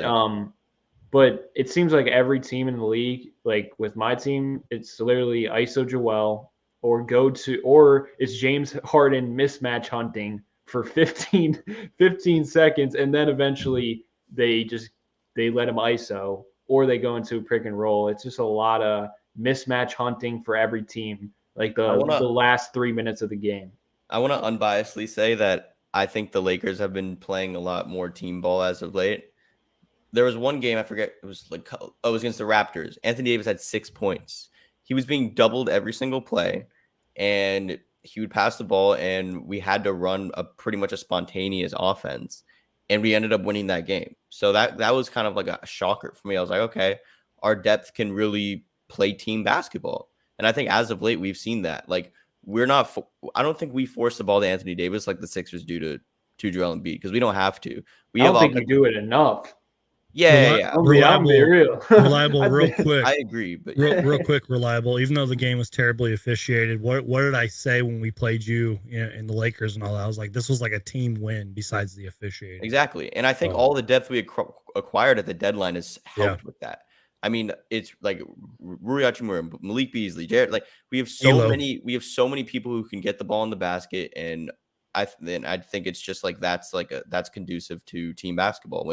So if you look at a team like the Sixers, you pretty much have 3 or 4 players who can really put the ball in the basket at will, and then one player who's like that the entire team. Like if you can't trust other players to get the job done or to put the ball in the basket, then obviously it's just going to be an ISO game. I understand it for the Sixers. Like I like the Sixers offense, and I think James Harden has adapted.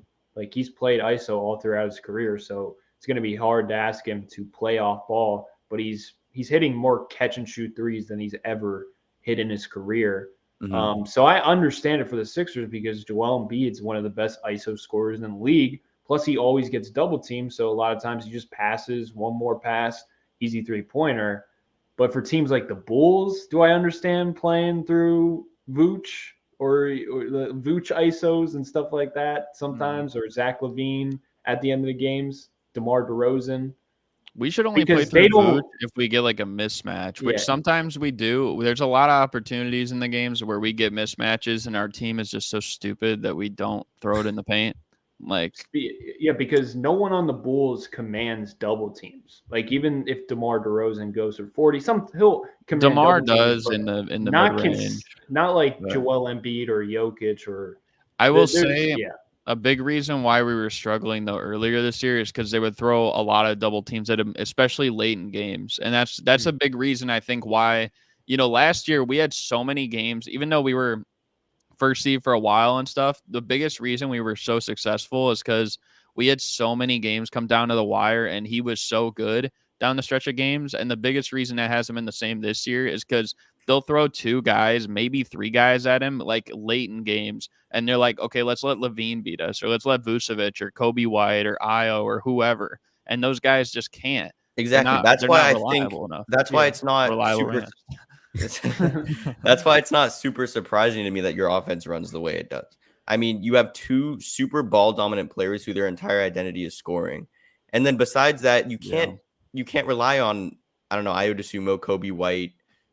Kobe's been better, but yeah, I mean, yeah, but it's like it's going to be an ISO offense when your 2 best players who you're playing 30-40 million a year, that's their entire identity is to get the ball in the basket and they like the 49-39 game they had, like that's crazy. I just think Levine's shot selection sucks. Like we'll have momentum, like we'll score back-to-back plays, and it's like, okay, like maybe the other team, like their big man's in foul trouble or something, or we have a transition opportunity, and then he'll like slow it down, and then he'll shoot like a step back 3 or something. God, and I'm like, dude, what are you doing? Like, bro, I'm looking at his stats. He shoots over 20 shots a game, like all literally every single game. Yeah, and like honestly, like if someone were to check like Levine's like splits, like you wouldn't even think like, okay, like it's not that bad. Dude, his split should be even better. I think he's shooting, so this year he's shooting like 48, 38 and a half. How did you memorize that? I just pulled it up quickly. Oh, I thought you memorized like, dude, he should be shooting like 50% from the field and like 40.5% from 3. And if he was, like, we'd probably, because we've had so many close games, I'm not kidding, we'd have like 6 more wins. We've lost to the Rockets, we lost to the Spurs, the Hornets, the Magic, the Pacers, right? Like, we lost to Atlanta at the buzzer because we couldn't make a free throw. You guys lose to bad teams and beat the good teams. I know and last year we were the opposite. We couldn't beat a good team, and we beat every bad team. Now this year we're the opposite, and that's what's I feel frustrating like honestly, about the Bulls too. It's more frustrating. Yeah, I just think because also the roster you guys have, and because of how great of a season DeMar DeRozan had last year, and Levine's potential, is that still fair to say? And like Ayo DeSumo and all them, like you guys have talent, but it's just not. It's so frustrating, especially when you guys lose to the bad team. That's why I get like heated when the Suns lose to bad teams. I feel like Levine is kind of plateaued. Like I feel like he just is what he is at this point. I thought he could like have more like to grow with him, but I feel like at this point, no. Like I feel like it's honestly the same. He's like almost like a slightly worse. I mean, right now you could argue who's better, but I mean like at his best, like a slightly watered down like Bradley Beal situation. Like not the same player necessarily, but like even like Beal at his best could like be the best player on a barely playoff team. Like I don't even know if Levine could be the best player on a playoff team because he's not the best player on this team. No, Levine could not be the best player on a playoff team. And even then, like we're 10th, right? I mean, I still think we have one of the easier schedules left, and Atlanta and Toronto have one of the harder, and we play Atlanta coming up and stuff. So we should get the 8th seed at the very least. And if we don't, that's embarrassing. But I think if you guys had a real 6-man or like bench presence like that, like because like my point is like DeMar and Zach played like 2 of the most minutes in the entire league. Like they're both playing like 42, 40, like 43 minutes every single night. So it's like I feel like it's Billy Donovan just doesn't have people he can trust to go get a bucket off the bench outside of like I don't even think he trusts himself. Does Kobe White start? No, I think he's been playing a lot more though recently because there's been like people like in and out. Like the one game DeRozan didn't play against Portland. Yeah. But I don't know. He's always been a guy who's like, potential. Like I remember in North Carolina. I thought he could be like that 6-man scorer, get like maybe 12 a game or something like that. But I mean, I don't know. And then like now, like we got Donovan who doesn't know what to do with Drummond. Sometimes he just like sits on the bench like he's Tony Bradley or something, and it's just I don't even know. Hey, y'all, just real quick. Kawhi Leonard apparently suffered a facial injury in this game, I and saw that. Ty Lue said there's no update so far, obviously. 'Cause, Facial like, it just injury. happened. Facial contusion. Yeah, I just wanted to I bring don't- that up because we're kind of talking all things NBA and Knowing standing. Kawhi, it'll be like 3 eternities. I think that's something I feel like he could wear a face mask for, unless it's like really severe. I didn't see it, but I don't know. I think Clippers are done. I just wanted to bring that up because I saw a retweet about it, and Paul George and all that, and the Clippers are obviously not been as good as they wanted to be, and they got the pieces and everything, but they're not seem to be never healthy. So I just wanted to bring that up real quick. Yeah.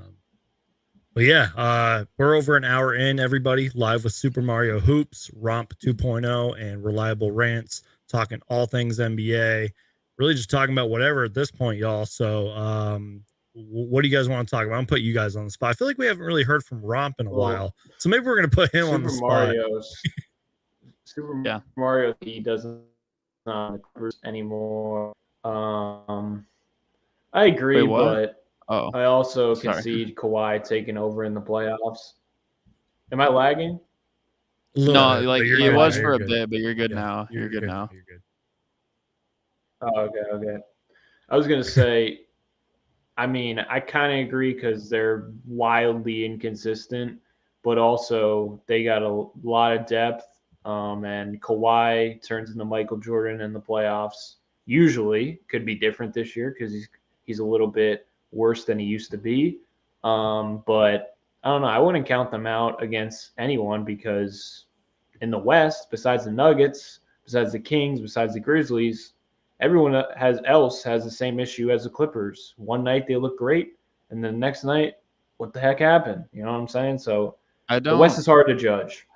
I don't know. I don't like count out Kawhi. Like personally to me, I feel like come playoff time, like even though like there's Jokic is great and Embiid's great, and then there's LeBron, Durant and stuff. I feel like personally I've had more trust in Kawhi in the playoffs. That's just how I've been for the last several years. And check the private chat real quick, everybody. Nothing bad, but just check it. And at least like I don't like doubt him. If anyone's gonna get this done, it's him. But just like with Paul George's injury and like with Kawhi being out, like we don't know. Like he might miss a couple games, and then like you see how close they are now. Right now they're tied for the 5th and 6th seed, but they're only like 2 games ahead of being the 9 seed, which is likely missing the playoffs. So like remember last year they were in the play-in. And people thought okay, Paul George just came back. Maybe Kawhi, like he can come back. And they lost the first playing game, and they're like, oh, well, they'll still win the next one. And then Paul George got COVID, and their season was over. Like there was no even chance to really come back. So if the Clippers don't make the playoffs, it's like, look, I have so many friends who are Clippers fans, but then like it would just be like, oh, we didn't have Kawhi and PG, so it wouldn't even be satisfying as a Lakers fan if the Clippers didn't make the playoffs. I kind of just want them to make the playoffs, just for them to lose in the first round like they do every single year. Shout out to my guy Cody real quick, dude who loves movies. Don't forget to roundhouse kick that like button. Everybody crush that like button. Super Mario, you were saying. Wasn't it like Batman something? He is a big Batman fan. No, like you used to say Hulk smash. Yeah, Hulk smash. That's right. The Clippers, at least in this era, they haven't lost in the first round yet. Like I was just going to say about the Clippers real quick.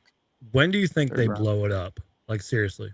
Like, they're probably not going to win the championship this year. Kawhi and PG's contracts expire soon. That's what I'm like. They're not blowing it up. No one's getting traded. Nothing. I don't think the Clippers don't blow it up. It's just I don't think Clippers. I feel like Kawhi is gonna stay. Like, here's what I think will happen: is that Kawhi is going to talk to Steve Ballmer or Jerry West or whatever, and he's gonna sit them down and kind of talk about the whole situation. Kawhi talks. Yeah, I didn't know that. He's gonna type program type. No, but no, I don't know. I feel like he's gonna sit down and talk with them, and he's gonna tell them. Sorry. What was that for? That's for my bad joke. That was for your bad joke. Okay. No, he's gonna sit them down, and I think he's going to talk about this whole thing with Paul George. He wanted to bring in Westbrook. basically someone who Kawhi never wanted to play with in Toronto originally when they had an opportunity to trade for both of them for Siakam, and he's That like, was "No, I crazy. don't want that." So I feel like he's going to talk to them and be like, "Listen, like you have a choice. Like we could either like put this thing around me and like what I say, or we could put it around what he says, or you could just do whatever you want and blow it up or whatever." And I don't feel think that happens, honestly. I feel like if they're smart, they should like go by what Kawhi says. If Kawhi was personally- adamant about not getting Westbrook wouldn't be on the roster. He called me crazy. I also don't think if I mean, nobody wanted it. The reports say nobody wanted him though, except Paul George. He's the only one who made like a push. Romp, you had a thought. I said, call me crazy, but like the Paul George, I feel bad for him, but I feel like the Clippers, like they're not a better team without Paul George, but it's just like, oh, that's another mouth to feed. And I think Russ would play better with one of Kawhi or Paul George on the court. I agree with that. So I feel like Paul George getting injured, it sucks because it seemed like they were playing really well. And potentially Kawhi. We'll see.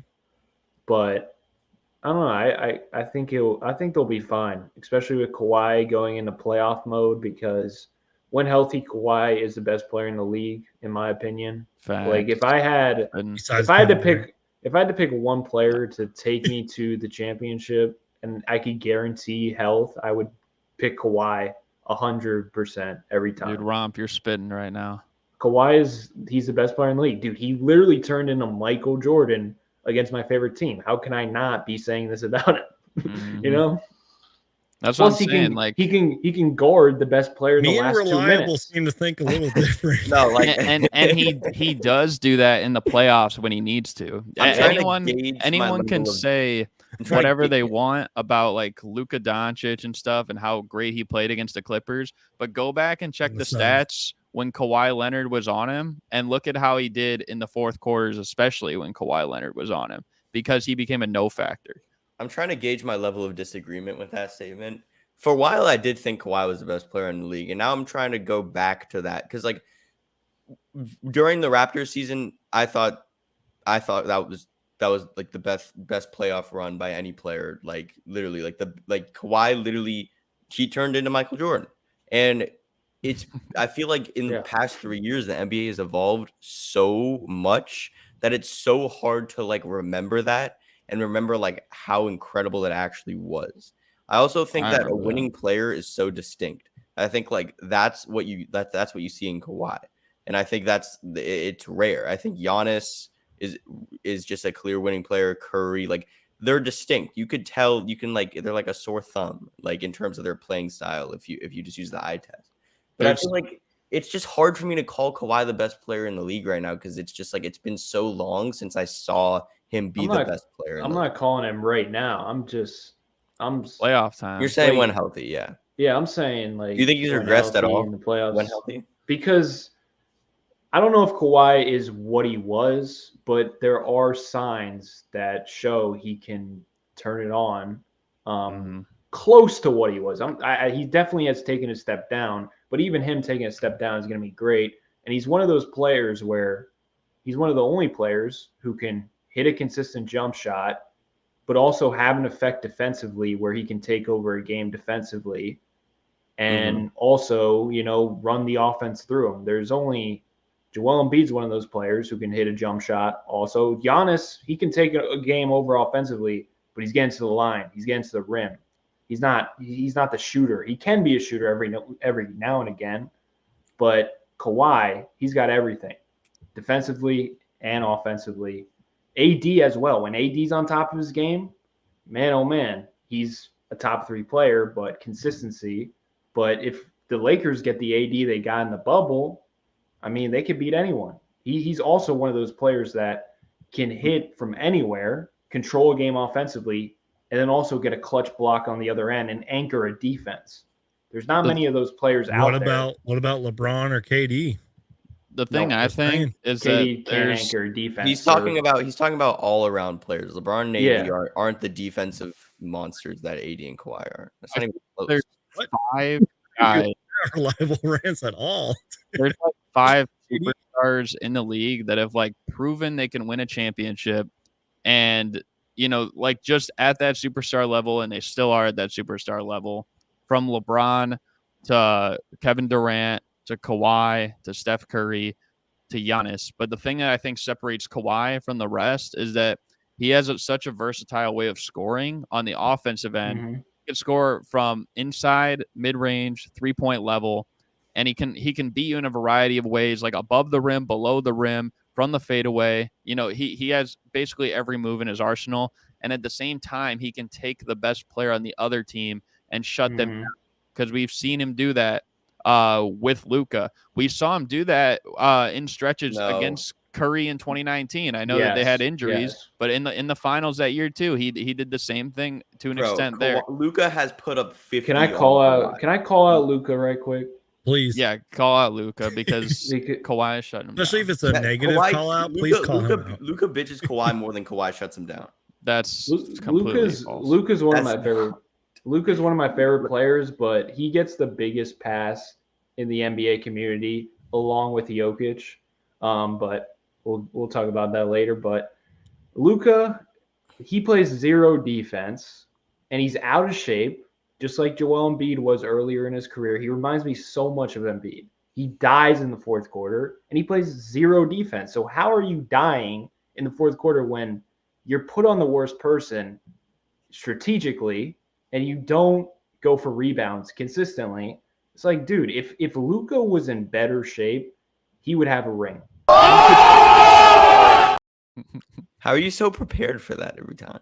If Luka was in better shape, he because the thing about Luka is, like, even though the Mavericks are shit right now, I could still make an argument that they could beat anyone, because the shot quality Luka is going to produce, if your role players are hitting shots, you got a chance.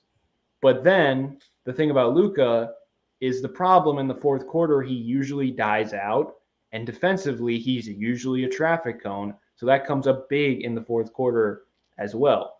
So if Luka, I think there should be more criticism in the shape he's in, because if he was in better shape, because he has the tools to be a solid defender. He's pretty big and he's pretty tall, so he could be a solid defender. He's got to get in better shape, in my opinion. Can I just say one thing real quick, kind of going off Romp's point? I don't really know where I'm going with this, but Zion Williamson, I mean, what was the thing when he first came in the league? He's not in NBA shape, as they call it. He's sort of improved a little bit despite the injuries and everything. And obviously the Pelicans are a much better team when him and Brandon Ingram are healthy, but NBA shape is a completely different thing. Look at DeAndre Ayton. Like, he wasn't in NBA shape when he first started. I know Brandon Ingram's your all-time favorite player.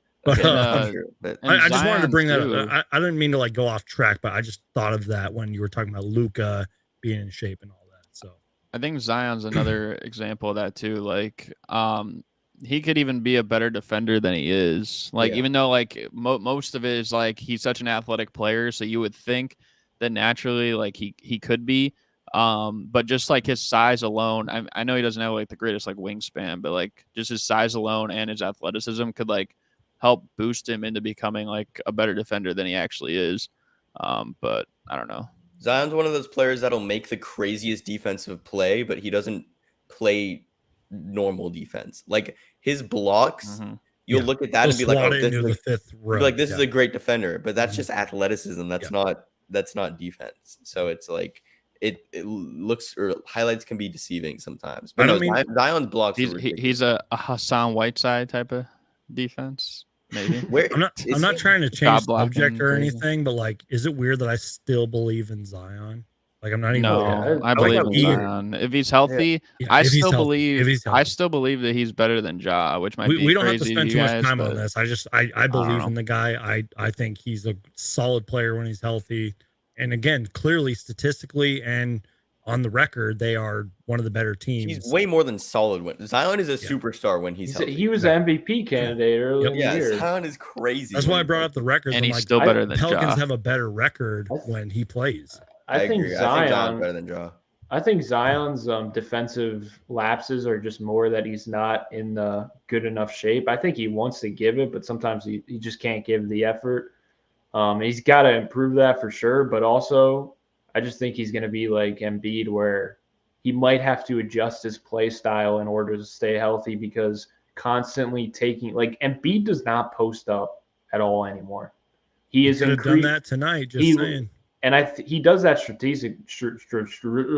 does that on purpose, because if he did do that like he used to, he would get injured. He can't do that. So all these boomers in Sixers Nation, they're like, post up, Embiid, post up. And at times I agree. Like even tonight, I was like, get more physical. But especially when Jock Landell all was the out Elton there. Brand fans. Facts. Hey, Jock Landell, man. He can't play like that because he'll get injured. So that's how he adjusted his game, playing more at the elbow and the foul line. That's got to be some Elton Brand fans that are saying that, like about posting up. Oh yeah, like Elton Brand was a killer for a couple of seasons. Yeah, he was. Dude. He was kind of nice on the Sixers. Not gonna lie. Was he not his last year when he came back, but twice. Yeah. Wow. Never with the Bulls when he was great. He was great with us too, but never with the Bulls with the Clippers. Yeah, he started there. I only know him for Sixers and Clippers. He was the first overall pick in 1999. Yep. He screwed us with the Tobias Harris trade.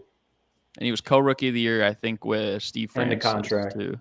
I think it's more the contract. What did you give up for Tobias? Wasn't it like forget about Steve Francis? He gave up Jamit in a first. He gave up Rocco. Frick Steve Francis. He didn't want to go to Vancouver. I know that was pretty bad. Yeah, Rocco was a big piece of the time. I'll give you that, Super Mario. That was pretty. Rocco would have fit way better next to Jimmy Butler than. Can we talk about Robert Covington? How he went from one of the most overrated players in the league to one of the most underrated players in the league, like in 1 year. I'm telling you, Super Mario, Ty Lue is saving his legs for the playoffs. Dude, the they're reason not he's make playing the playoffs. Marcus, the reason he's playing Marcus Morris so much, that's my only. Ty Lue has been disastrous. Marcus Morris needs to be in China. Like, yeah. I used to think Ty Lue was the best coach in the league, and he's looking like a Doc Rivers prototype. He better be saving Rocco's legs for the playoffs. Nick Batum is his favorite player ever. For some reason, he thinks Batum deserves so much more minutes than Rocco. Rocco gets DNPs like every night. It's actually ridiculous. I saw a comment under Marcus Morris's Instagram that someone told him go to the China, and they put like the prayer emoji. And I just thought it was funny, like the China. That's funny as hell. Yo, we should do like a Sporkle quiz or something. Nah. What? Bro, you know how it's like guess every team's starting lineup? The Chicago Bulls are going to be the 8th seed by the end of the season, and they're going to finish in the 7th seed after beating the Nets in the play-in. You heard it here first. Who's winning in the series? The Nuggets or the Lakers? Nuggets, especially after what they did tonight to the Bucks. This ain't the bubble anymore. Yep. Jokic. Now. If I take away all biases, I would say Nuggets. But I'm just the way we've been playing recently. Like, dude, if we put back LeBron, I think it could go 7. If we get LeBron, I will say LeBron has to be in that series. We've been playing such good team ball. If we get LeBron back, yeah, and the we thing have is, this too, like you don't want to give Austin this. Reaves. You don't want to give this Denver team like confidence, because we saw what happened when they were down 3-1 twice, a similar core, and they fired back because like all odds against them. Even if they're the 1 seed, if they're going against a team like the Lakers, they know how many odds are going to be stacked against them. You know, maybe it's not like crazy. Maybe they're still favored to win the series, but Laker fans, like there's a lot of them, and they're loud as well, especially on social media, that they're going to hear that noise.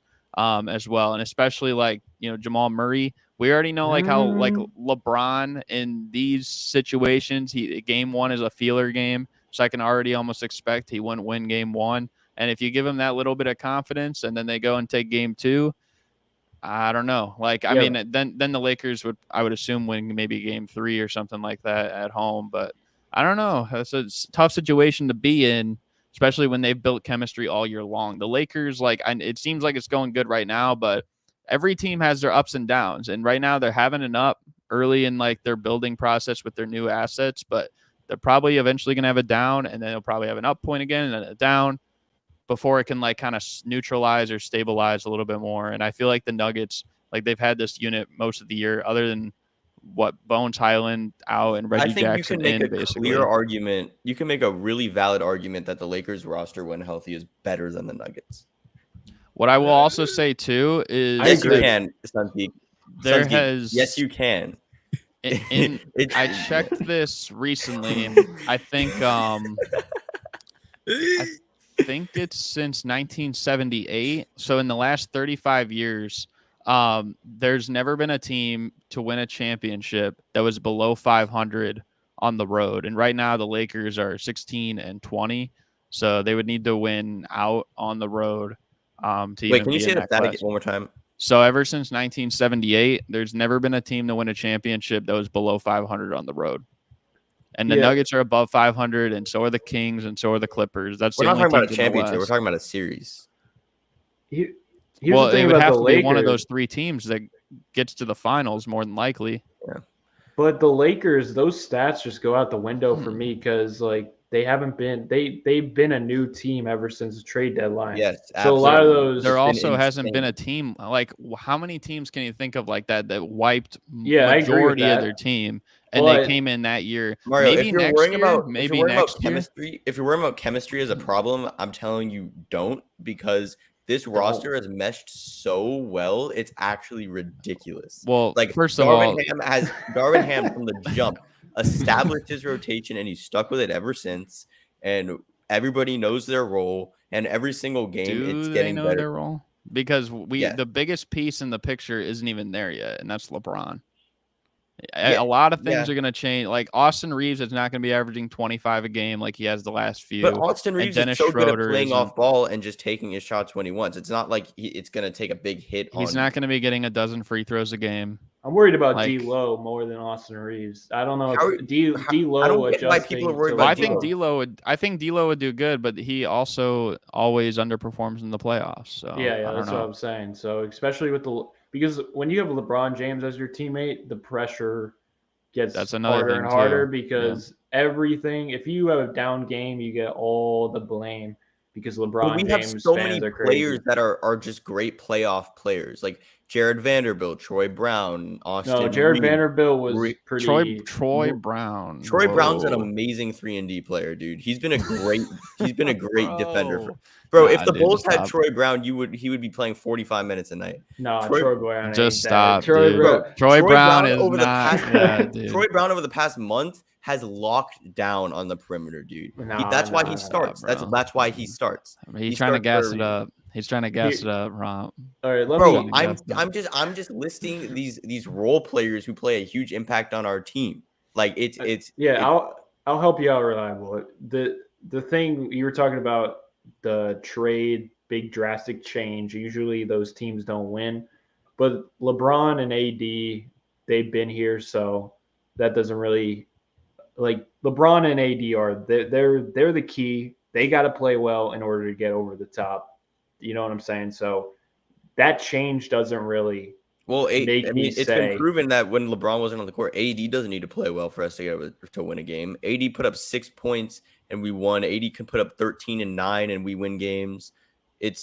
Maybe it'll change when LeBron's there, but we've shown that we have the depth and the offensive skill power to overcome our stars having lackluster performances. That's gonna change in the playoffs, so because you need your stars to play well. Like No, you I can't, agree with that. you can't afford AD having like a 6-point game or whatever. Like they both need to be playing at a high level. Like even AD had like I know he had like an injury and stuff, but like by the end of the Suns series a couple of years ago, like his stats weren't what they were, and of course he did get injured. But even with like a couple of those games where he like went crazy and stuff like that, like.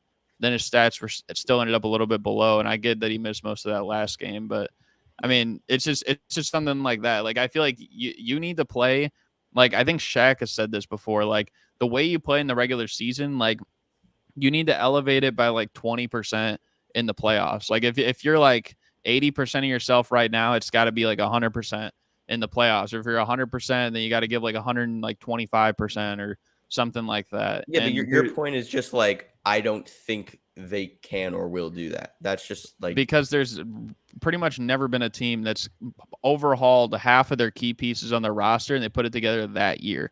If you're talking like if they bring a majority of these guys back next year, maybe make like one trade or something I'm not like saying that. we're going to win a championship. I think with the team right now, I think if we go against the Nuggets in the first round, we can give them a real fight. I think this team we have now would beat our bubble championship team. My thing is though, like think that.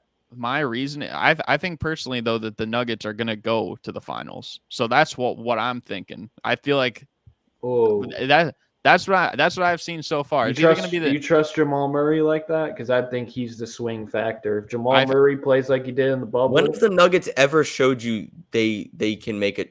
They have a similar roster than they have every single year. They always play well in the playoffs, or they always play well in the regular season, and they've made it to the Western Conference Finals once. It's not like.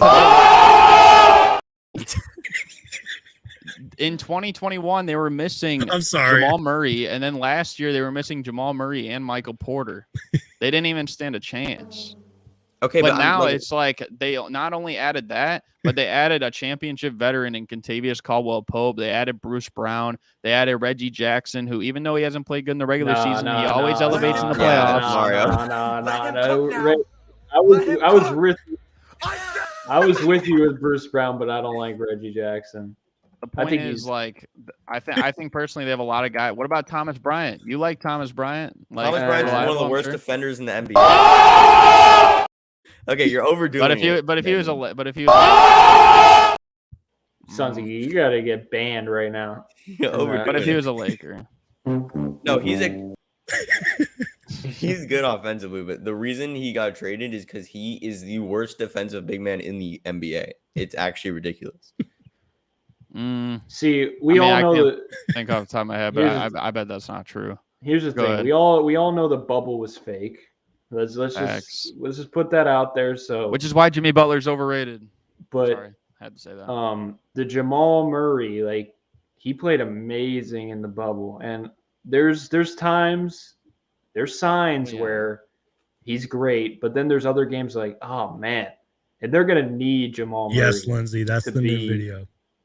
They're gonna need Jamal Murray. I look at the Nuggets the same way as I looked at the Jazz before this year, like past 3 years. They've always been the 1-2 seed in the West, and they can't get past the Western Conference Finals. It's the same thing for the Nuggets. I don't see a reason. But they haven't been healthy. Jokic is better than he's ever been before. What do you say?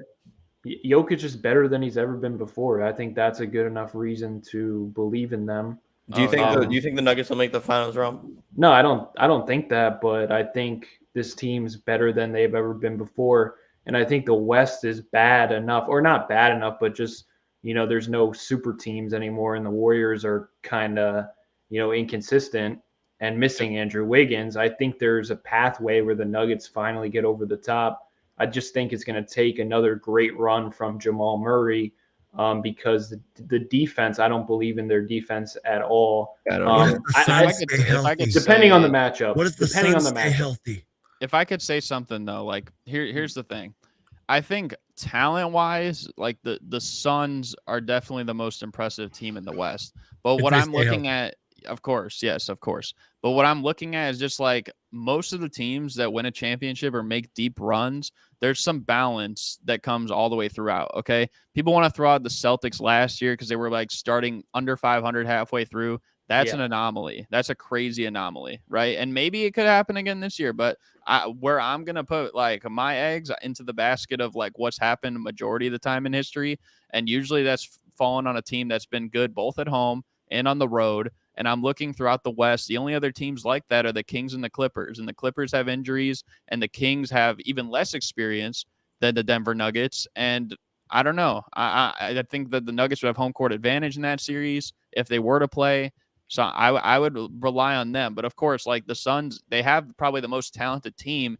It's just a matter of, like, getting that chemistry together. And, I mean, like, next year, like, if we replayed this next year, with like 70 games under the belt of all these like core players, then I probably would lean toward the Suns. Or if the Clippers were healthy, maybe them. Maybe the Warriors play better. Maybe the Lakers are. We'll have to see what happens for a whole year. Rob, Mario. I would make a bet with you that this year, if the Suns are fully healthy, even like this year, even without building chemistry, I would bet they win a series against the Nuggets. Well, I would still okay, put my money yeah. on Because it. that matchup they is could terrible do for the that Nuggets, because though. it's a little bit different that way because the Lakers, I'll talk about the Lakers because they made a big overhaul with a lot of players in their team, so that's a lot of meshing to do. And like I said, every team goes through those ups and downs, and it still is really early in that. The difference with the Suns is when have you seen a guy at the trade deadline as good as Kevin Durant get dealt? You never have. Not much.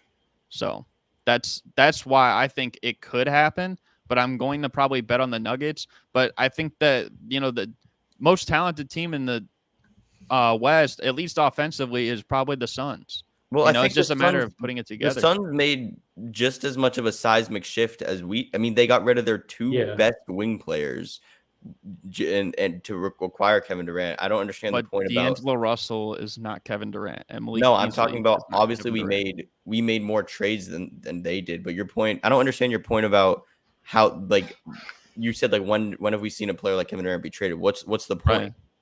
Because it's a star-driven league. And I mean, even Romp said this. And stars will win you big games in the playoffs, and especially a guy who's won 2 titles and 2 Finals MVPs as the primary player on the team. No matter if people want to say he hung on the coattails of the Golden State Warriors, he still did that as the primary player. And I don't know. Personally, like I have faith in Kevin Durant in the playoffs. I feel like it's last year people are going to use that against him and be like, oh yeah, like he can't do it on his own or whatever. Like I think there was a lot of things going on last year. And also they were really keyed in on him personally that I think like they needed Kyrie to have a great series too. And he personally didn't.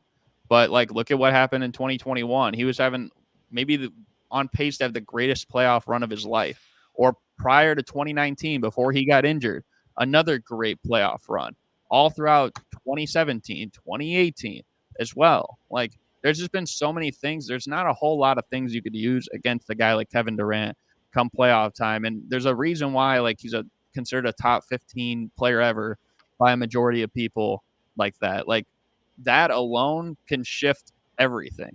The Suns already last year were a 64-win team, and I know that they got bounced in the second round, but you add Kevin Durant to that, no matter if you lost Mikal Bridges, who's played great, and no matter if you lost Cam Johnson, like that could shift everything. Yeah, no one's disagreeing with that. We're just saying that the Suns would beat the Nuggets in a series if they played right now. They can. I'm just not going to bet on it because they haven't played enough games together. They've played how many games with Durant? 3. I don't think that. I don't. And it took an 8-ish Wainwright masterclass to fend off the Dallas. Okay, here's what I'll ask you then, Reliable. Here's what I'll ask you. Is the Nets in that run with Kevin Durant, they were great with Kyrie Irving and James Harden. And then all of a sudden, what we've also seen too with this mix of like the Phoenix Suns and putting it all together is that someone comes in, someone comes out. Maybe Durant's healthy, then Booker's out or something. We've seen something like this with James Harden when he got hurt in the first round. It's going to be the same for the Suns, though. D-Book has had injuries in the playoffs last year. But that's KD what I'm saying. Could get injured. They haven't put it together for long enough.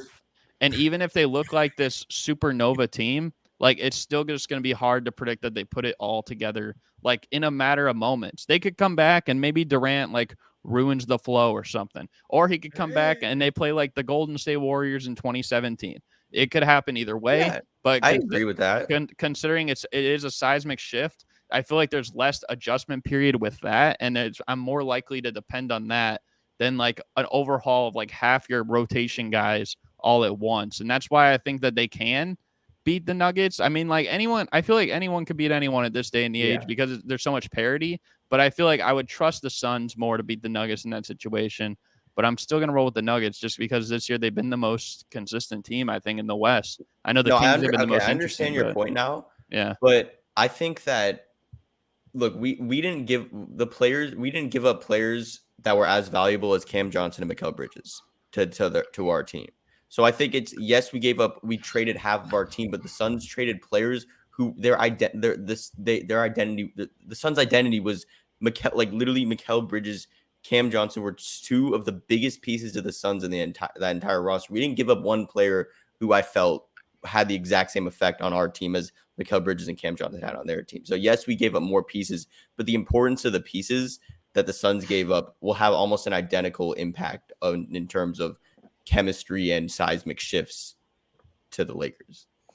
I just don't think that there'd be as huge of a seismic shift with like maybe a 1-for-1 type of trade with Cam Johnson or Mikal Bridges and Durant, because realistically, like Cam Johnson missed a lot of games too this year. So I mean, in a way, it almost felt like that's kind of like what you were doing. It was like a 1-for-1 upgrade. Whereas like with the Lakers, it's like, even though like I get it, like Westbrook wasn't great for them, and even though Patrick Beverley kind of sucked for them, and I'm trying to think, like Thomas Bryant, like you say, worst big defender in the league or whatever for a center or something like that. Yeah, like even then, like a lot of those guys were playing, I think all of them were playing probably over 20 minutes a game, like at least half the game. So then you add like 3 or 4 new pieces, and none of them are like stars by any means. So it's like you're integrating different pieces, more pieces, and none of them are like as talented as a Kevin Durant. I think I would have a different opinion. The one thing I will say before I'll let you go is that like Kevin Durant, I feel like can almost fit in any system. Yeah, I agree with that. So I agree. You can go ahead then. I think I would have a different opinion if I haven't watched every game and have been impressed with how we've meshed together. I just think it's been better than I thought it would be and more impressive. We have so much depth to the point where players like Lonnie Walker are out of the rotation. I think it's just all meshed well, and I feel like if I didn't think that, I would have a completely different opinion. But I could just Romp. I feel like we haven't heard from you in a while. Let's hear from, let's give Super Mario and Reliable Rants a break here for a minute. Let's let them go back to their corners for a minute. Let's hear we from should Romp. stop talking about the Lakers because we know they're going to come up short in the play-in. Even though I'm a Lakers stan, because they bring views to my YouTube channel. But I want to talk about the Suns, and my thing about the Suns, I feel like the Suns are so hard to predict because there's been 3 games with KD, and KD's played amazing in all 3. And also the competition's been pretty shit, not gonna lie. Well, the Bulls defense is pretty good. But I want to see a game where like either D Book or KD struggles. I want to see how the Suns adapt to that type of adversity. I think Suns Geek, you're out of control, but I think there's been like the games that KD has played, everything has gone right for D Book and KD. Like they played spectacular, and I want to see what happens when one of them is a little off, because even though KD and D Book were cooking the Dallas Mavericks have no defenders. Reggie Bullock, are you kidding me? Dude, Reggie Bullock and Josh Green, 4 or 5 threes, then they have no defenders. Like the Dallas Mavericks stand no chance defensively against KD and D Book, and they were sticking with them, and it was a neck and neck game until Ish Wainwright went off. So like even though the Suns, hypothetically speaking, they should be this powerhouse. They should be. But like Chris Paul, I don't really trust at all. I'm not gonna lie. I think he's a liability. Not that great. And I love DA. I think he's very underrated in the Suns community. I think his impact is underappreciated because he has a lot since he's been out. He has a lot of flaws. He's a little soft, inconsistent, you know. But my fear for the Suns overall, this is my overall arching point, is I think it's just going to be, oh, Booker, your turn, KD, my turn. Yeah. Okay, mid-range shot, and then DA is going to get completely out of the offense, because there's a world where DA could easily put up 25 because of the impact of KD and D Book. But you saw in that Mavericks game, DA had 6 shots. And then when they went to him, he was completely iced out, and he had like a post hook. He was completely out of rhythm. If they can find a way to make it DA, KD, and D Book, then the Suns will beat anyone. I agree. But I don't see that happening in the first season because without KD, DA gets iced out of the offense. He'll have 20 points in the first half, and they won't go to him. Sometimes he gets iced out even when KD's there or when he's not there. This is why I think like having DA on the Suns, it's like, why? Because he was on the pace. They don't feature him like he should be featured. When he's hot, they don't go to him. It's all about Aiden and Miles Turner. CP3. That'd be cool. It's about KD. You know, real quick, and I agreed with like 99% of what you just said, Rump. I will say this though: sometimes when DeAndre Ayton is the guy and they're getting him the ball, That's he true. comes up short. Like 100%. he hesitates. He misses those bunnies that he should get. Those mid-range shots that we know he can hit. I'll just say that. Aiden reminds Yeah. me of like the center version of like Io DeSumo, if that even makes sense. It's the most Bulls fan thing I've ever heard. That's disrespectful. No, Rob, I agree with. Aiden's much better than I that. agree I'm with sorry, all the Super Mario. I agree with all the Ayton stuff.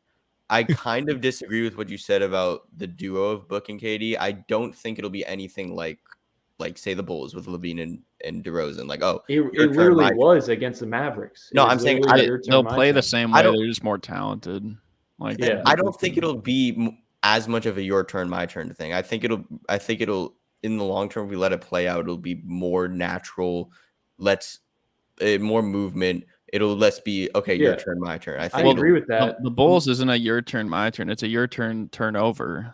Like, I agree with that. But my fear with the Suns is there's going to be teams that actually have bodies that can kind of hold KD and D Book under their standards, which is like they can, like the Warriors, they have Kuminga. If Andrew Wiggins was healthy, he's not healthy, but the Warriors have some bodies he's that healthy. can annoy D Book and KD.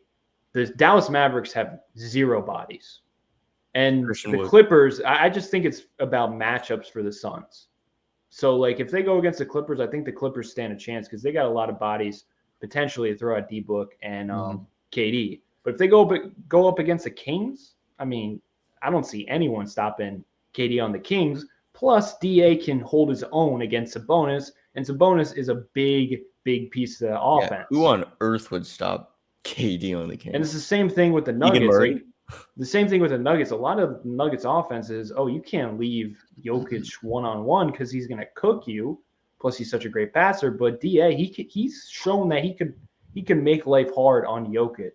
So what that means is, you can live with Jokic one-on-one, and the bread and butter of the Nuggets offense is literally, Jokic dribble handoffs, cause a double team, pass out. But if you have DA who can hold his own, I mean, it's all about matchups for the Suns.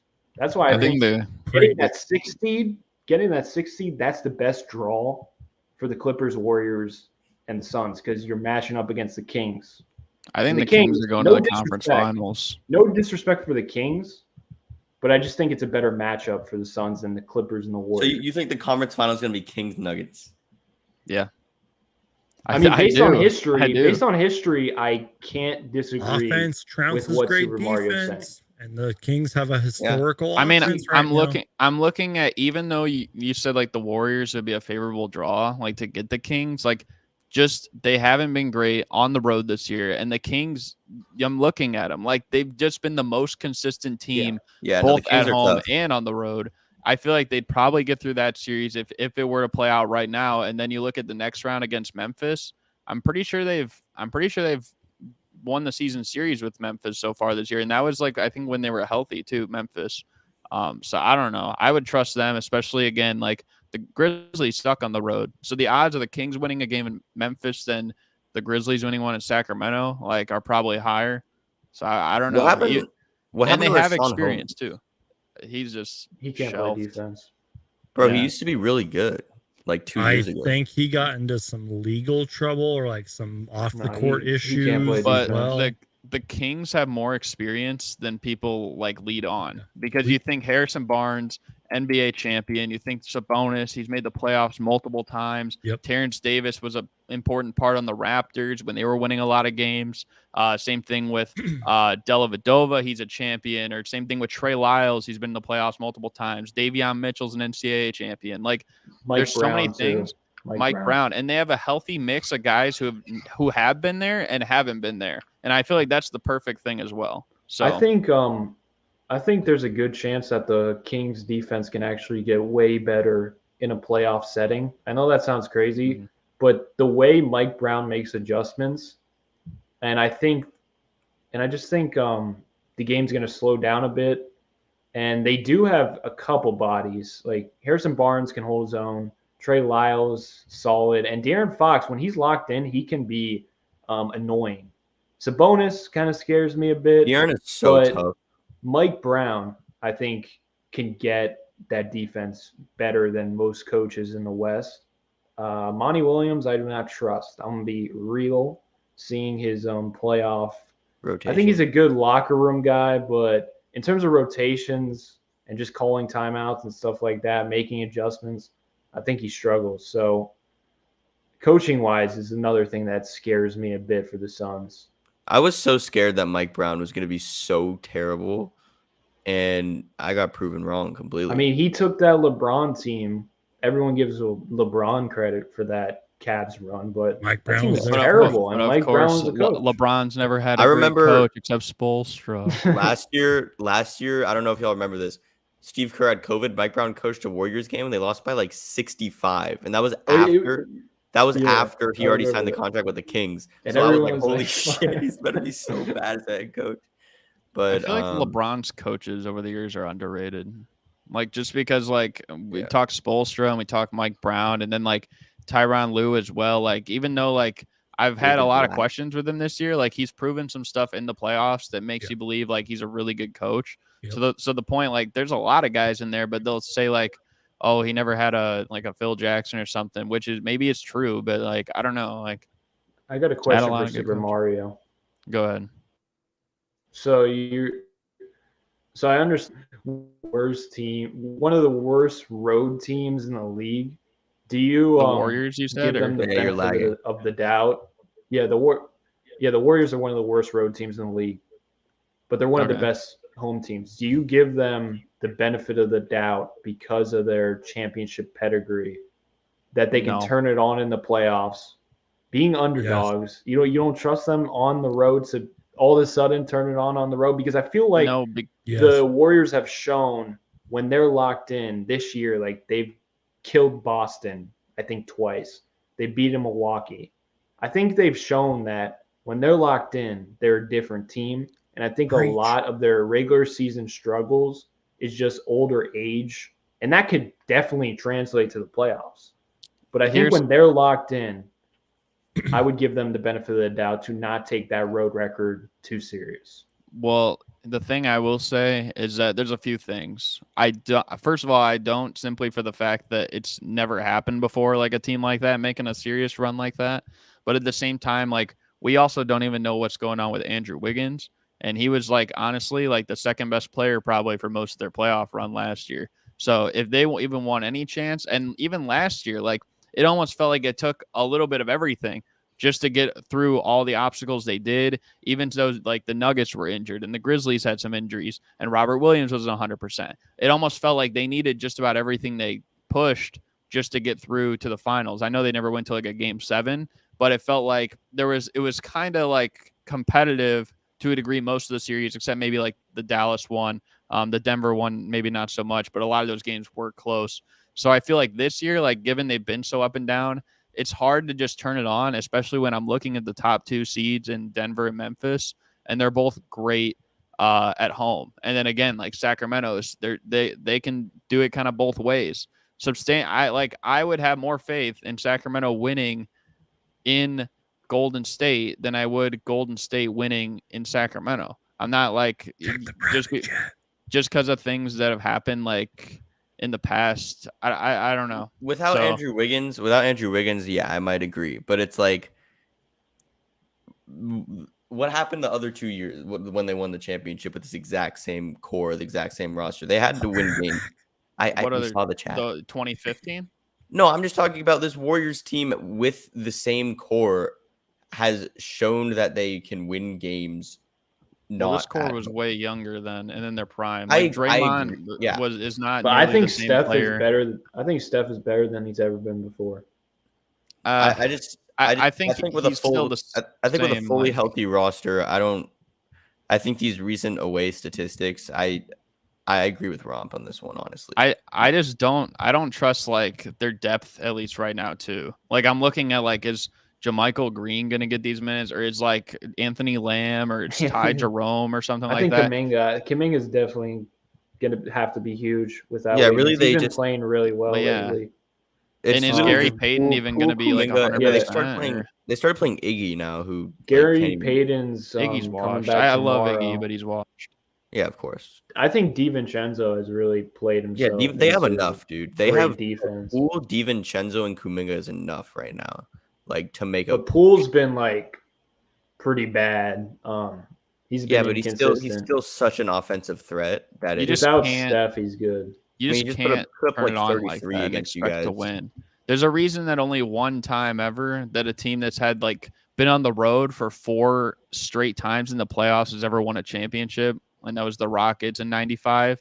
Like the fact that the Warriors would do it this year when they're below 500, like that Rockets team that was the 6th seed that won the title, they were like 6 games over 500. So what makes me believe that a team that's 20 games under 500 on the road is going to be able to do it 4 straight series, especially when these top 2 seeds are great at home, right? And teams done in the past. Well, okay. Well, then you could almost see the same thing about like the Lakers, like with that method, or you could use the same thing like with the Heat because they made the finals or something like that. But the Warriors have won 2 championships and have been the best dynasty in the history of the NBA. But they're a completely different team. They're not. This is not the dynasty age anymore. Yeah, but last year Clay was a shell of himself. He's going to be better in this. They won a championship last year. They have almost a similar roster. If they have Andrew Wiggins, a shell of himself. Andrew Wiggins is not there right now. I think Draymond's just fine defensively. And I don't trust the depth. I just don't. I feel like I don't trust the Nuggets depth. I was about to say the same thing. Oh my god, I was literally about to say I don't trust the Nuggets depth. Well, I don't know. I personally do. I feel like they have more consistency this year. No one has shown that they can beat a healthy Clay, Steph, and Draymond. Exactly, ever. Because most of those teams haven't been healthy. Why do you think everything will just change and now injuries are just going to be turned off nowadays? Like that's just not. It's not going to happen. There's going to be injuries. Warriors are the most lucky team in the league. Like, it's not going to happen this year. We've seen. It's going to happen. It's not going to happen. It's just too obvious. The West is like why are we supposed to believe thinking about the Warriors? They're going to come out of nowhere and win the championship. They're not. We're going to be like, another championship. Jesus, chill. I said the same thing about this 2 years ago, like when they were in a similar position like this, struggling all year, but they're like, oh, they got the championship pedigree and they're going to do it like that, whatever. And then they lost in the play-in, even as an 8 seed.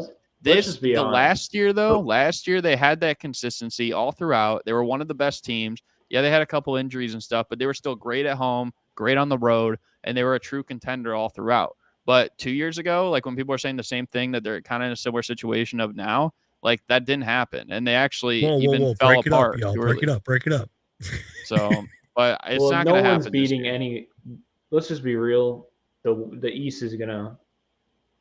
Whoever's coming out of the East is going to win the championship. I think the Bucks are going to win the chip.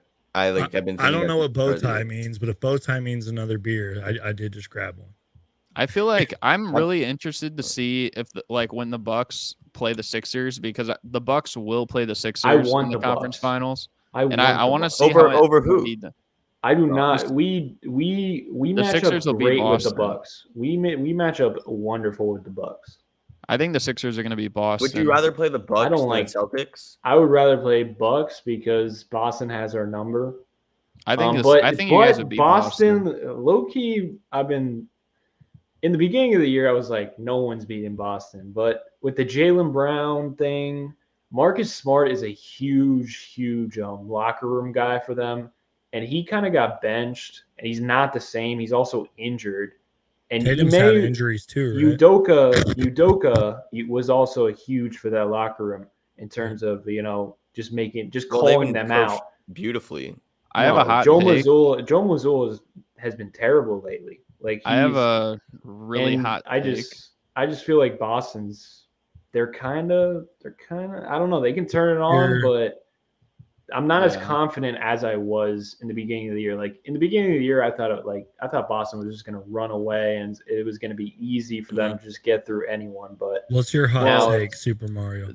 there's two things. Well, first of all, before my hot take, I'll say that I agree that I think Joe Mazzulla is kind of a fraud coach. Just because I don't trust him to make adjustments like that when there's so many teams that he's lost to multiple times this year that like you just can't afford. Like you lost twice to the Bulls, lost twice to the Magic, lost twice to the Knicks, lost twice to the Cavs. Like there's just so many teams. I think they lost both to like the Thunder or something like that. Like the teams that you just shouldn't lose to if you're that good. And it's like maybe you have some teams figured out, but a lot of teams you also don't. But then I don't know if I trust that come playoff time, but I think my hot take is that down the stretch of games, you guys might totally disagree. And honestly, I don't care. But I think down the stretch of games, they need to put the ball in clutch time situations in Malcolm Brogdon's hands. Yeah, Jason Tatum's been terrible lately. Let him like create the play. He's the most like laid back player on the team. Did he do that against the Knicks like a few weeks ago? I think Malcolm Brogdon is one of the most trustworthy facilitators. Right. He makes the smart decisions. If they put the ball in his hands down the stretch of games, I would have more faith in them in actually winning the championship. But because of that, I trust the Bucks more and I trust the Sixers more. And honestly, I trust the Cavaliers more to come out of the East. I love the Cavs.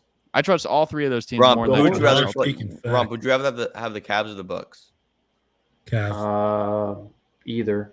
The only thing I don't trust about the Sixers is health. I don't trust Embiid getting through a whole playoff without an injury. Yeah. But I think if he's healthy, they can beat anyone. Harden he's just never been healthy. Harden and Maxey match up terribly against Mitchell and Garland, dude. No, but dude, we've been cooking the Cavs, and the thing is, it's just last year if Embiid was healthy, we would have beat the Heat. And he also wasn't healthy 2 years ago either. Yeah, he's never been healthy for the playoffs, and also he's never been as good as he is. That's why I don't understand why he's playing these back-to-backs for no reason. I was actually talking. Yeah, I agree with that. I don't disagree with you on that. I was talking with Philly Take with RB on Twitter today, and he brought up how something about like how Embiid, like if he had like just a star that was kind of reliable, like a co-star that was healthy, like then they would make the conference finals. And I'm like, well, even the last 2 years, like I still think they would have if just Embiid was healthy, and he really didn't have that. Imagine if you had a healthy James Harden playing like a co-star and you had a healthy Embiid playing like we know he can. Like, dude, they could win the championship. It could happen. So, like years before, I would have no faith in the Sixers, and I still don't have any faith because I know Embiid's going to get injured most likely. Plus, we got Doc Rivers and Sixers. They're just unlucky franchise. But this is the best chance for sure that I feel, and I feel like a low. Felt it with the Phillies. I know it's baseball, but like it just feels like if it were to happen, it's definitely this year. But also, I also am getting this feeling about Embiid where like he's gonna get one eventually because he just keeps improving. And tonight, after watching that game, it felt like I was watching a Joel Embiid game from 2 years ago because like the double teams he was turning the ball over tonight used to be so much more common. And this year, he just doesn't really turn the ball over like that, like he was against the Suns. So, and I just think Joel's going to keep getting better. I don't know if the championship's going to be in Philly, but I think he's going to have like a Dirk-type run eventually where he finally gets healthy and there's a team that they put competent pieces around him, and he's going to get a championship because he just keeps improving in every aspect. If the Sixers had like Malcolm Brogdon, I would probably take them to win the chip. I'm not gonna lie. I think honestly, the Sixers just need one more piece like that in order to get above the hump of these. I don't think they need a piece. I just think it all hinges on Joel Embiid staying healthy. You see the logo right now, reliable. Yeah. If Embiid is healthy, I think they win the East, and they probably take whoever gets out of the West to 7 games. I'd take a fully healthy Bucks team over a fully healthy Sixers team. No way. Get out of here. Come on. A fully healthy what team over what team you Bucks said? Over Sixers. I mean, they could potentially. I don't know. Against the Bucks.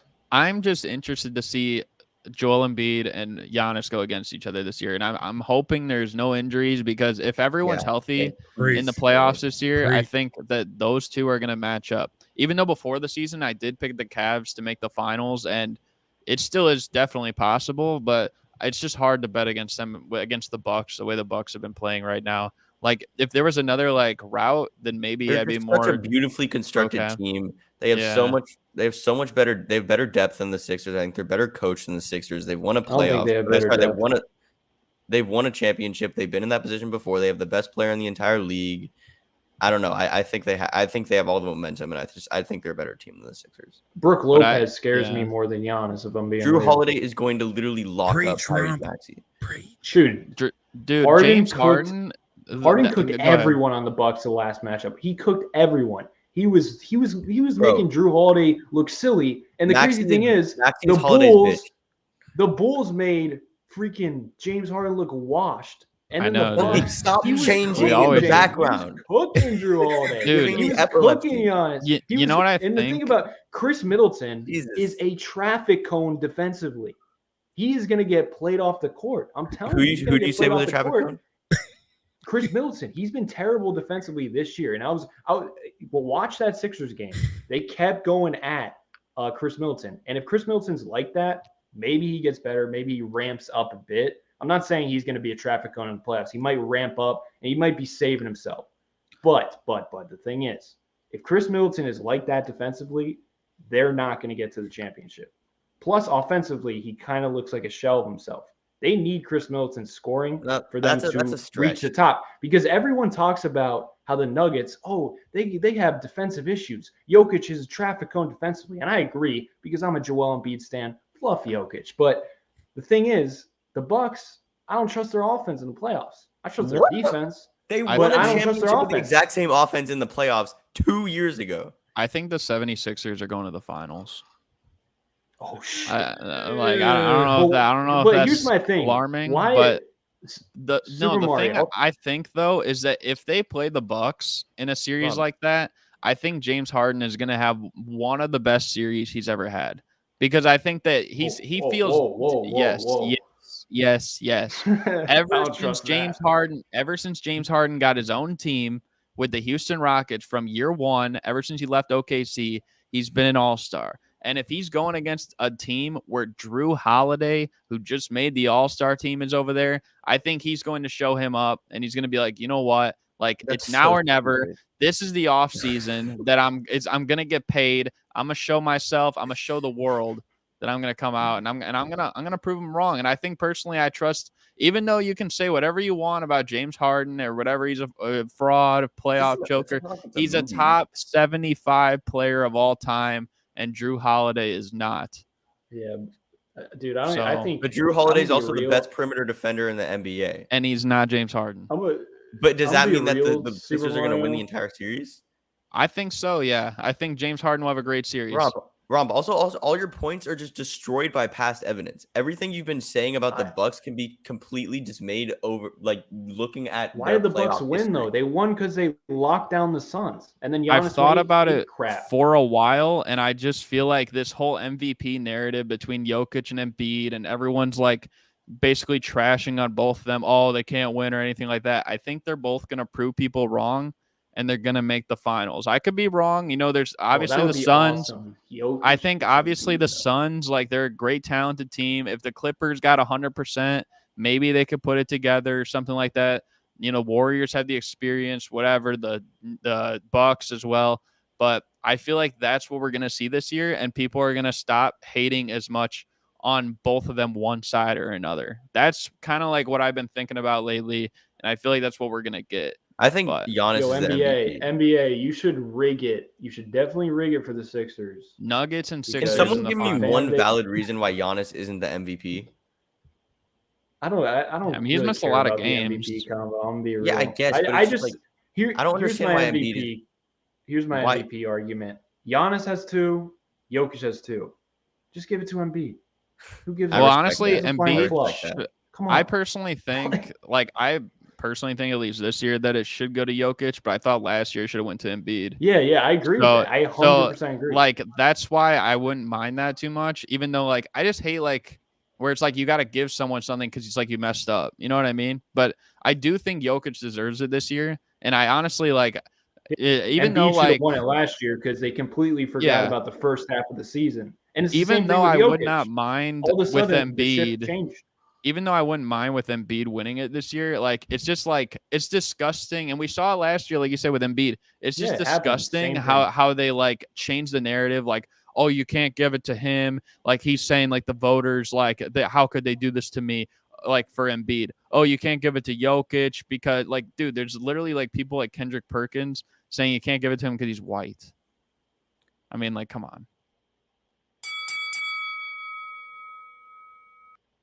All right. Everybody go back to their corners. Everybody relax for a minute. Let's just chill. Let's just take a deep breath.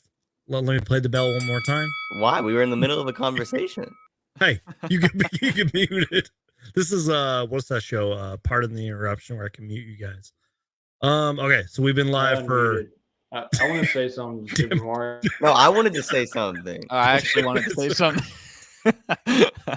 I don't have To anything be to say. real, I think Super Mario cares more about James Harden's postseason success than James Harden himself. I'm not gonna lie, because James Harden just seems like when adversity comes his way, he kind of just backs away a bit. Until this year. Well, remember what Patrick Beverley said in the offseason. He said James Harden's going to prove a lot of people wrong. James Harden's been wonderful, man. Don't get me wrong, but at times when you play physical with him, he just kind of disappears. And I'm James afraid Harden has like 6, 14, and 11 games. Like James Harden, he just pocket passes. Not that it's a bad thing, like, but it just shows how much he's like his role from Houston to Philly is just switched like completely. Like he's now the anchor to the offense in a more of a facilitating way than like you guys don't need Harden to get the ball in the basket. If I could throw out a hot take with a hot take too, might seem a little crazy, but I don't care. If they were to play the Bucks in a series, I think that Harden instead of Embiid would be the leading scorer for the Sixers in that series. Oh, dude, I would ejaculate. And he will push them to the finals. Wait, what? I'm not gonna lie.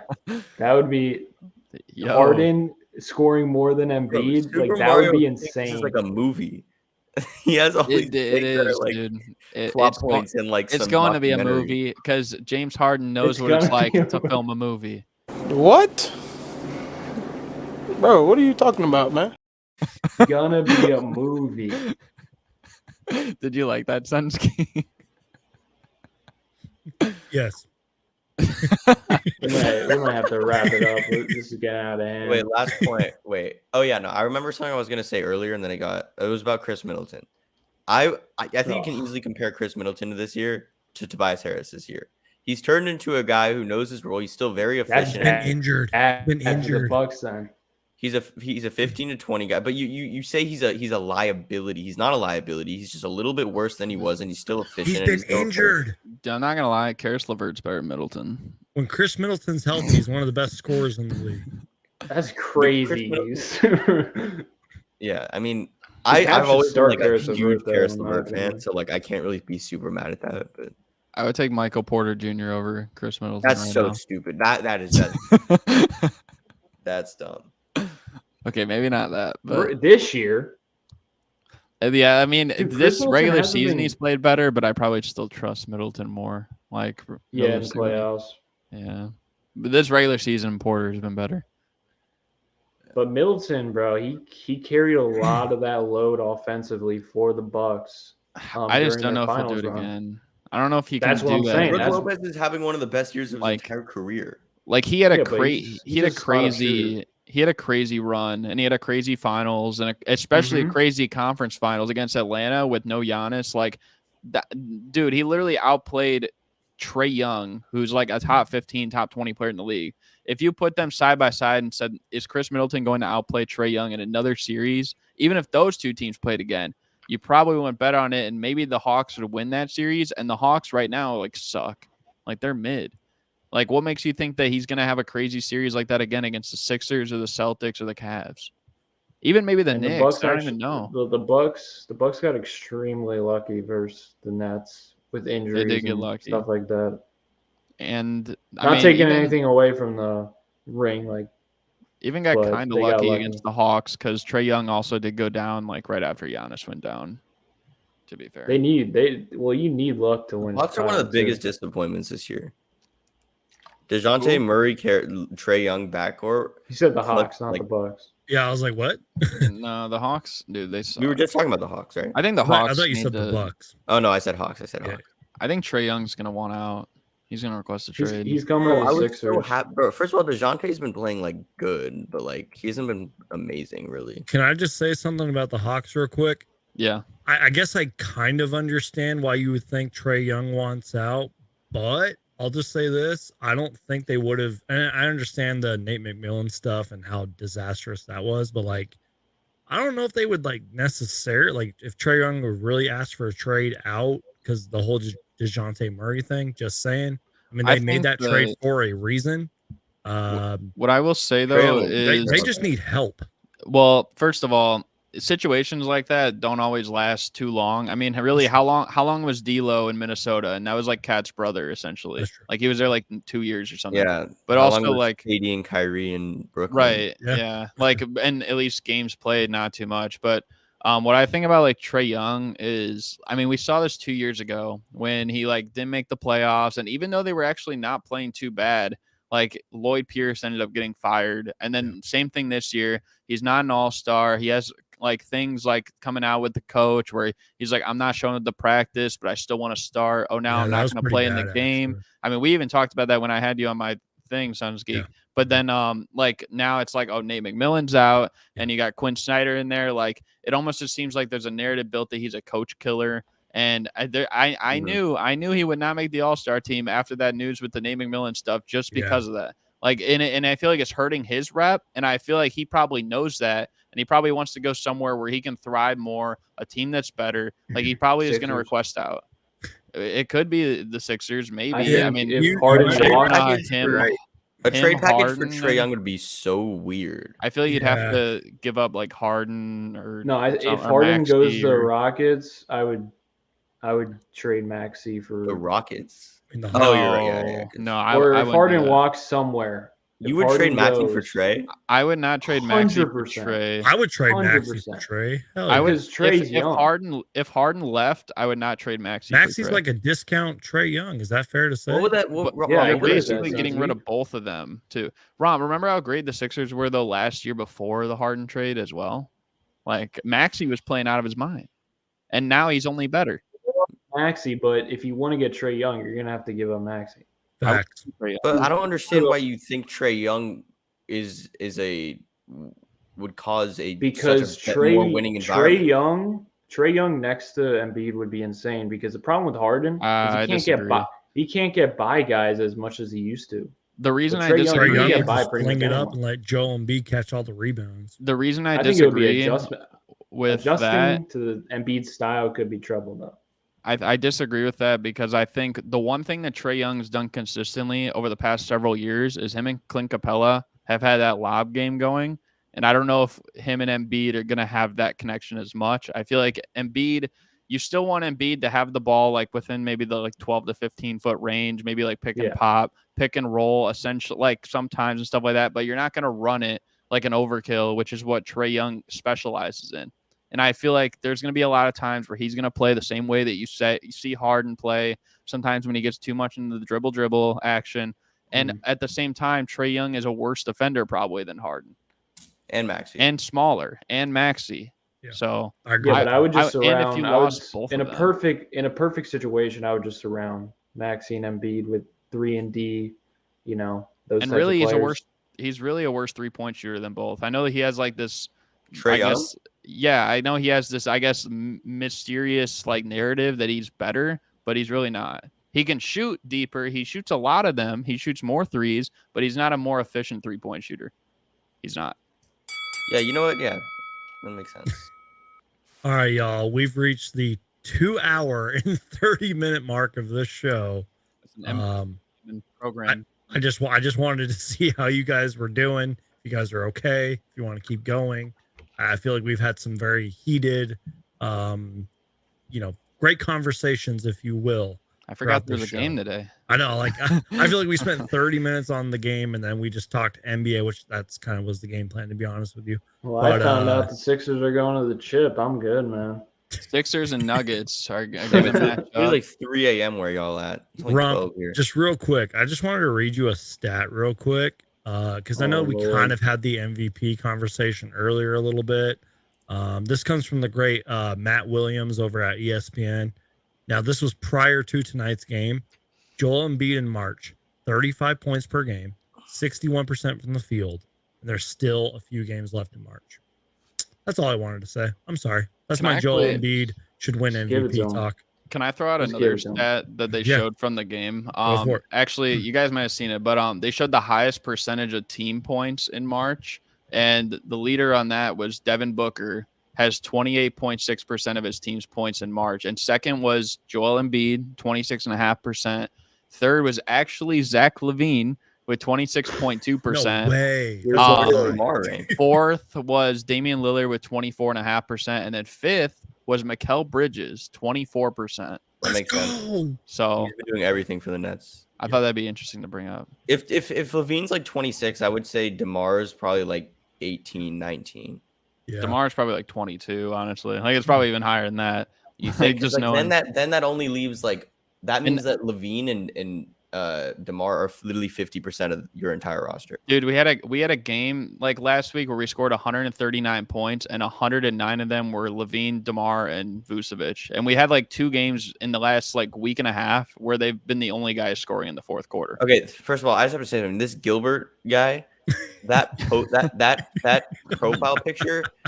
The profile picture is the worst jersey in the history of the NBA, like notoriously. Nah, no, that jersey, that brown Mavericks jersey. No, you're right. That brown Mavericks. You must have never seen those white and green. But this jersey that keeps popping up makes me want to like throw up, dude. Like, no, what? Suns Geek, those are good.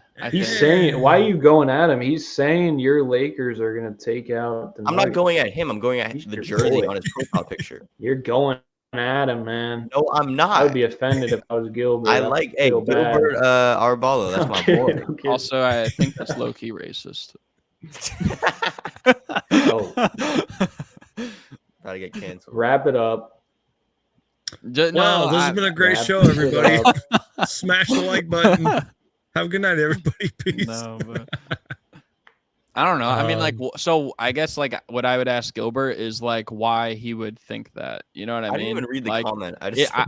Because I don't know if it was just because like he's compared him to the 07 Mavs, and I know like that's obviously like a team built around Dirk, who, you know, kind of like Jokic is a slower moving big man that can stretch the floor and they'll run the offense through him all the time. Like I just like wonder like why he would think that. Like what would be the X factor there? What do you guys want to talk about before we wrap it up? Is probably there any, like a foreign big man who's the MVP? Can we talk about Jimmy Butler being overrated? Is that okay with Romp and Reliable Rants? Because I feel like this conversation is going to get heated. So I don't think it's going to get heated. I think we should. So I might have to ring the bell. Romp has like the most love-hate relationship with Jimmy Butler ever. So from what I remember, we should wrap it up. Hold on, my back is cooking me, and I want to just. I mean, you can stand up. You're not just sit back. Yeah, you can get out of it. You can turn off your cam for a minute. I'll turn off my camera. I'm going. My back. Dude, I shut off my lights because it got too hot. I had to shut down real quick. Me and Mario are the only people that. Oh my. Yeah. Ooh. Oh man. Oh. Sorry. Okay, real quick. Jimmy Butler. Yeah.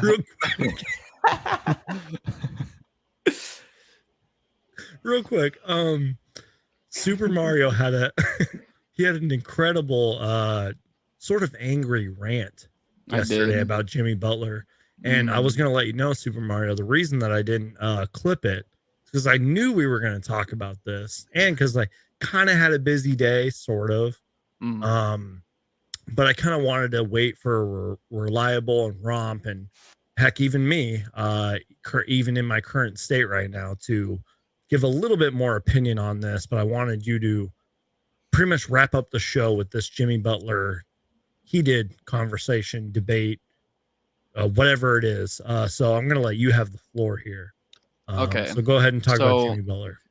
I feel like what I've been seeing is I saw a tweet from yesterday, and there was like, there's Jimmy and Bam and Spo and Riley and like talking about the Heat, and they're like, you don't want to see any team like that. Like, and at the end, like you always know how the story goes, and like they've been talking about the Miami Heat, like, and especially Jimmy Butler, like some proven champion and stuff like that, just because of like past playoff runs when really he's not an NBA champion. He didn't win in college. He hasn't won on any level unless you count maybe the Olympics. But then, like, I guess Melo's a champion and John Stockton's a champion and so on. But, like, he's had so many moments as well where he's underperformed in the playoffs that people just shrug off too. Like, in 2020, he had an insane finals performance. Of course, it didn't really matter because they still lost, even though he was without his stars, whatever.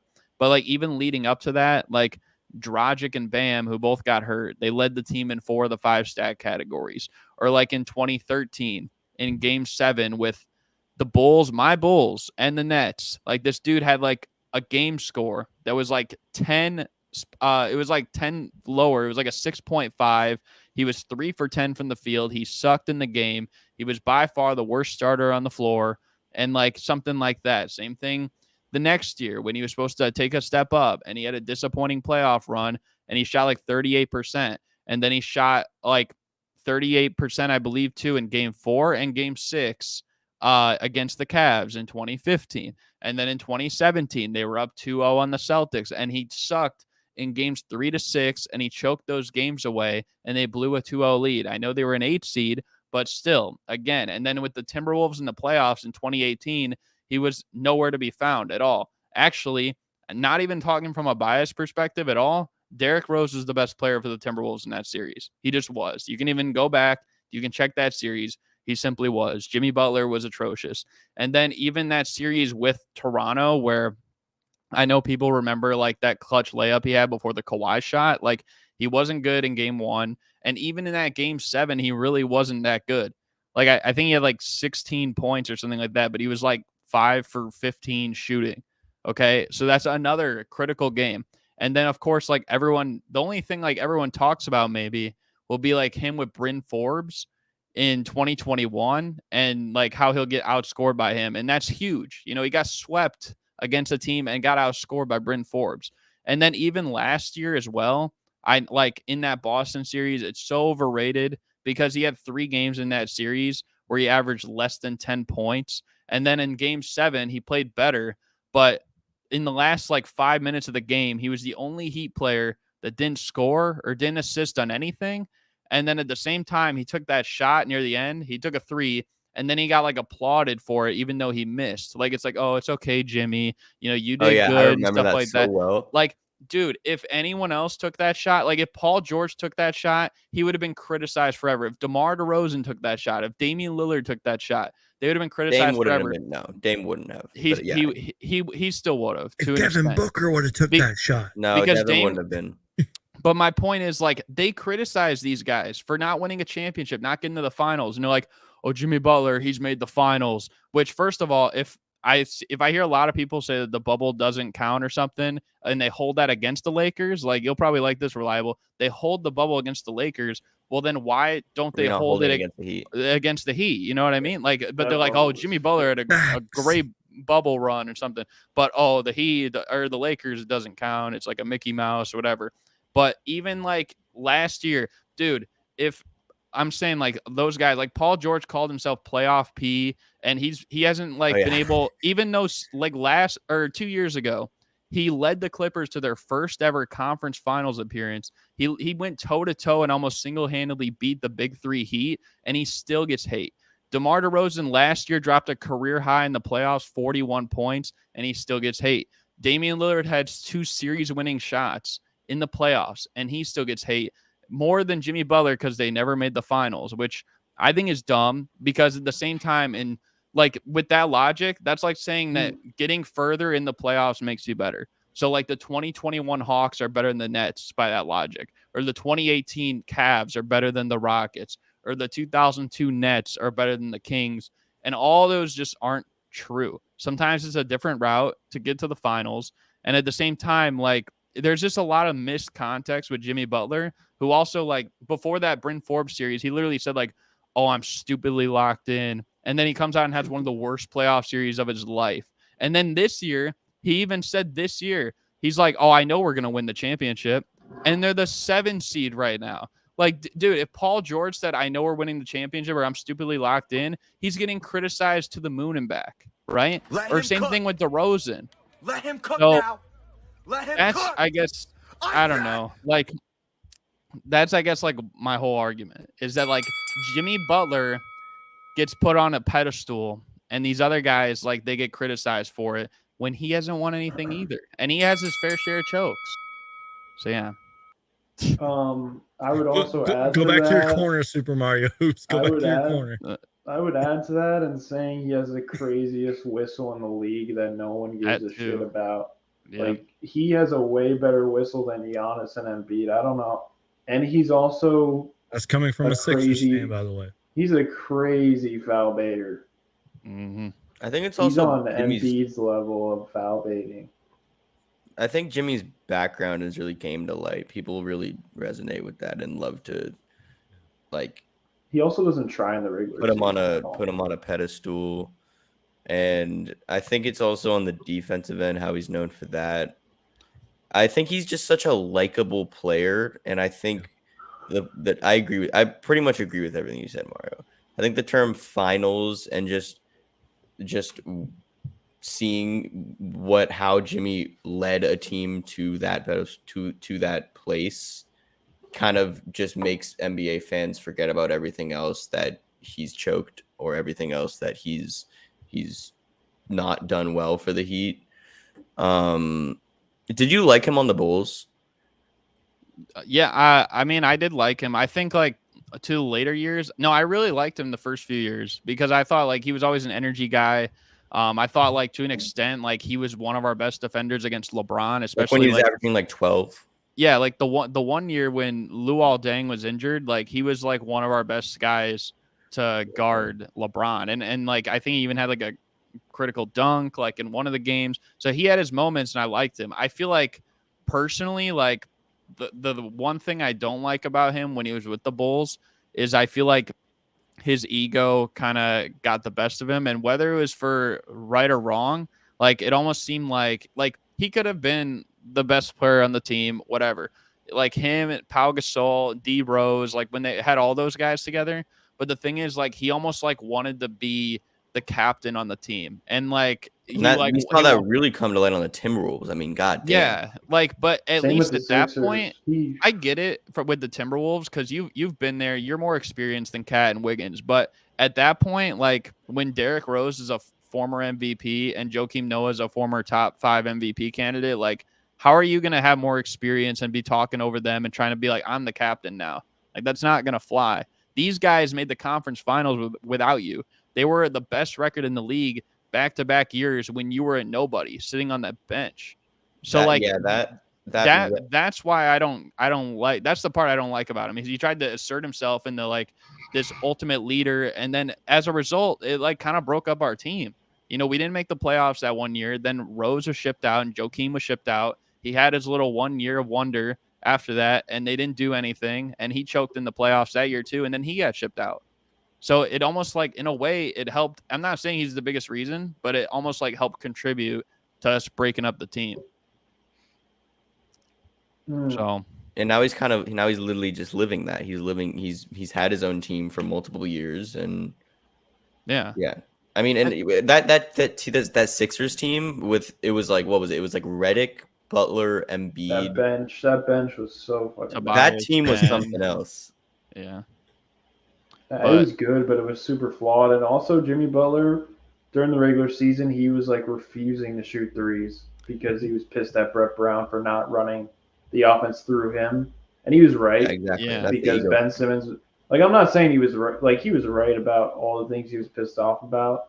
But once again, like Super Mario said, it was like he has an ego, and he tries to hide it a little bit. He literally was refusing to shoot threes for like 3 and months. that's the other thing too. Like literally, how much I know Reliable's even heard it over the past few years when Westbrook was on the Lakers. Like Westbrook would get criticized, like, dude, he can't shoot. Like sometimes he'll still shoot threes. Like you need to get in the lab and like work on your shot. I'm sure a lot Westbrook's of Lakers fans been good said that, with the Clippers, and but his you wouldn't believe he has. you wouldn't believe he has not been that good with the Clippers. He has been good with the Clippers. Dude, has he you not, wouldn't believe. Mario? He hasn't really. I mean, I the think past he's been 3 good. games has been all right, but like he's been For a minimum player, he's been fine. But bro, my he's point- done nothing better on the Clippers than he did on the Lakers. Okay, anyways, my point is over the last 4 years, you wouldn't believe that Russell Westbrook has a higher 3-point percentage than Jimmy Butler. Right? If I just would. off narratives, you would think like Jimmy's like this guy, he can do it. But Westbrook gets criticized like to the end of life, basically, because he can't shoot a three. It's Meanwhile, because he Jimmy shots off the side of the backboard. but he still makes more than Jimmy Butler, is what I'm saying. And also, like, something else that Jimmy never gets criticized for is I'm looking like, okay, in 2020 he played 58 games, then he played 52, then 57, then 59. Why is it that like Kawhi Leonard gets criticized so much for like the load management thing, but then Jimmy Butler all of a sudden gets a pass when he hasn't had a healthy season in forever? Well, Jimmy hasn't load managed, really. But he's also had injuries, like a lot, and like he never like AD gets criticized for being injured. You know that too. Like but it's one thing to criticize, but it's like injuries are something that you're out of your control. It's not like you're actually you're not having that being held against you as a player. It's just I get that, but my point is, if you're gonna criticize Kawhi or Anthony Davis or whatever for being injured, then how are you not gonna criticize Jimmy Butler too? We criticize Kawhi for load management. That's something that Super Mario. I'm gonna blow your. Was last year a load management year when he tore his ACL? No, but I'm thinking in the past. Right quick, Super Mario. Go ahead. I'm gonna blow your mind. You ready? Go ahead. No one looks at Jimmy Butler on the level of Kawhi, Embiid, Nikola Jokic, Devin Booker. Unless, what I was gonna say just before what that. I say is, oh, go ahead. I think criticism like that, like saying, "Oh, you're a playoff fraud," and I think it's kind of like a compliment in a way, and kind of like, "Oh, you're like that. You're a superstar now. If you get criticized for every little thing now." But people don't care about Jimmy Butler because we know he's not like that. Like, he's a good, solid player. He can be that, but consistently he's not like that. So he's not held to a standard of a Kawhi or a LeBron. But they uplift him on a pedestal that's above these guys. I saw someone yesterday on Twitter that said Jimmy Butler is the second best playoff performer in the last decade behind LeBron. So he's a better playoff performer than Kevin Durant and Kawhi Leonard and Curry and Giannis, and there's a lot of guys that you can name. Even guys, I don't even think he's the best. I don't even think he's the best of guys that don't have a championship either. Jimmy Butler's about to beat the Sixers now because of this shit. No, he's not. He's not even gonna Eastern Conference Finals, Miami Heat, 76ers. No, we're probably gonna play him in the first round. If Embiid's healthy, the Heat are getting cooked. The Heat could finish the 5 seed, honestly. Romp, you remember how easy it would have been? Dude, the Sixers would have went up 3-1 last year if DeAndre Jordan didn't play like 36 minutes in game 1. I also saw the Sixers blow like 30-point leads to the Hawks, so the Heat are gonna lose, bro. The Heat either get the Celtics, the Sixers, or the Cavs in the first round, depending on how they do. And I don't see them beating either of those. All those teams will beat them. I agree. It's like I think they're like this. Probably beat them. It's like the season. It's It's like the season where they got blown out by the Bucks. I mean, did you guys see the game what the today? team is They right they were beating the Nets by like a dozen, and they lost by 30 at home. I didn't see. Like, I don't know. And even the Bulls, I want to play the Heat in the play-in personally. I would rather play the Heat than the Nets because we've swept them in the season series too. I feel like we beat them. Dude, I think the Nets are going to end up to 60. Bro, I want to see McKell and Cam in the playoffs. That's going to be sick. They'll make it. They're gonna make it no matter what, even if Hey, it's into y'all, the play-in. But we're gonna go about 5 more minutes, and then All right, we're last thing gonna I'll start, say, and I then want we're to gonna talk say to our Mario final about goodbyes. because 5 more minutes. Lakers play the Bulls in the next 2 games. I want to see what your thoughts are. oh, Bulls are sweeping. Okay, see, I'll give my Okay, honest well- opinion. My honest opinion is I think we win tomorrow, and I think if back in Chicago, I see you guys taking that game. I think we'll split. I mean, if you think about I it, the thought you just said we'll Lakers. sweep. I was joking. I was trying to joke. Okay. No, I think realistically we'll split. I mean, if you think about it though, the Bulls and the Lakers have kind of had similar seasons, and then like midway through, like right at the trade deadline and like stuff like that, like that's kind of like where it's like we revamped it. Whether like we added Patrick Beverly, and that's like an enforcer we needed, whereas like you guys kind of like made a lot of shifts like to get people that could like stretch the floor more. Mhm. So I feel like. Well, you guys will probably win the first one because I think the first one tomorrow is in LA, but I think we'll win the one in Chicago. Yeah, I could agree. We're really bad against teams with 2 guards like that. Like Bulls the and Cavs, Lakers tomorrow, the Cavs 2:30. beat our ass. Teams like that, like I just hope we don't lose both because Patrick Beverly was talking big, like we're gonna eliminate him from the playoffs, and like that would look so stupid. he said that. Yeah, you didn't see that. He said I didn't see that. his goal actually said that. Yeah, he said his goal with the Bulls is to eliminate the Lakers from the playoffs. I mean, I get it. We Wow. fucking bro. It was so funny. He was tweeting about D'Lo, and then we just shipped his ass off. Yeah, I saw That was that. so funny to me. So Like, if I didn't even if like we, Pat Bev as a Lakers fan, really. Like, if we lose both those games, like then the rest of the season is gonna go to trash. Like for us, I think. Like we're just gonna Timberwolves Wolves spiral. tomorrow as well, 7:30. Just throwing that out there. Timberwolves who? Warriors. Timberwolves. I thought he said Warriors, yeah. Timberwolves Wolves. I probably did. That's what I thought he said. Yeah. I was like, oh, there's My brain is completely fried. yeah, I'm tired as a hoe right now. Anthony Edwards might be back for that. What'd you just say? Reliable. Sorry. Anthony Edwards might be back tomorrow. I hope the Thunder actually have like one of the easiest schedules in the league left. Like, Can we talk about how the Yeah. Timberwolves I was probably looking at that. they have the worst future out of any NBA team in the league, and it's not even close. Ant not- Edwards no. is that guy. The Timberwolves probably made the worst trade in the past like decade. I mean, even though the Lakers have looked better just gotta now, you trade can't Cat. deny that they don't have a first round pick for the Trade next like, Cat. 6 years. Trade Okay, Cat. when do the Timberwolves have they have 2 first-round picks in the next like what 6 years? They have Anthony Edwards and Rudy Gobert, dude. Well, isn't there the Rudy serpentine Gobert. rule? Doesn't the serpentine Future rule exist? Sixer I thought Anthony they still had Edwards. some picks in between. Did you say future Sixer Anthony Edwards? Future Sixer Anthony Edwards. Yeah. Doesn't the serpentine or whatever rule exist? I thought like they couldn't 100%. trade back to back years of picks. Yeah, so you I thought can. That's So- why you give up 20. so they have some like have a that are pick. near. When is our next pick? Holy shit! It's I like can- 2029. Yup. Yeah. Yo, Like that's raise what I'm your saying. pick. You guys don't have a first round pick in So like the Suns. Ron We traded all of our ruined it, picks. man. You Yeah, but the ruined Suns your are like- we gave up our last right now. franchise, homie. I mean the Suns have been up there all year though. So I don't know.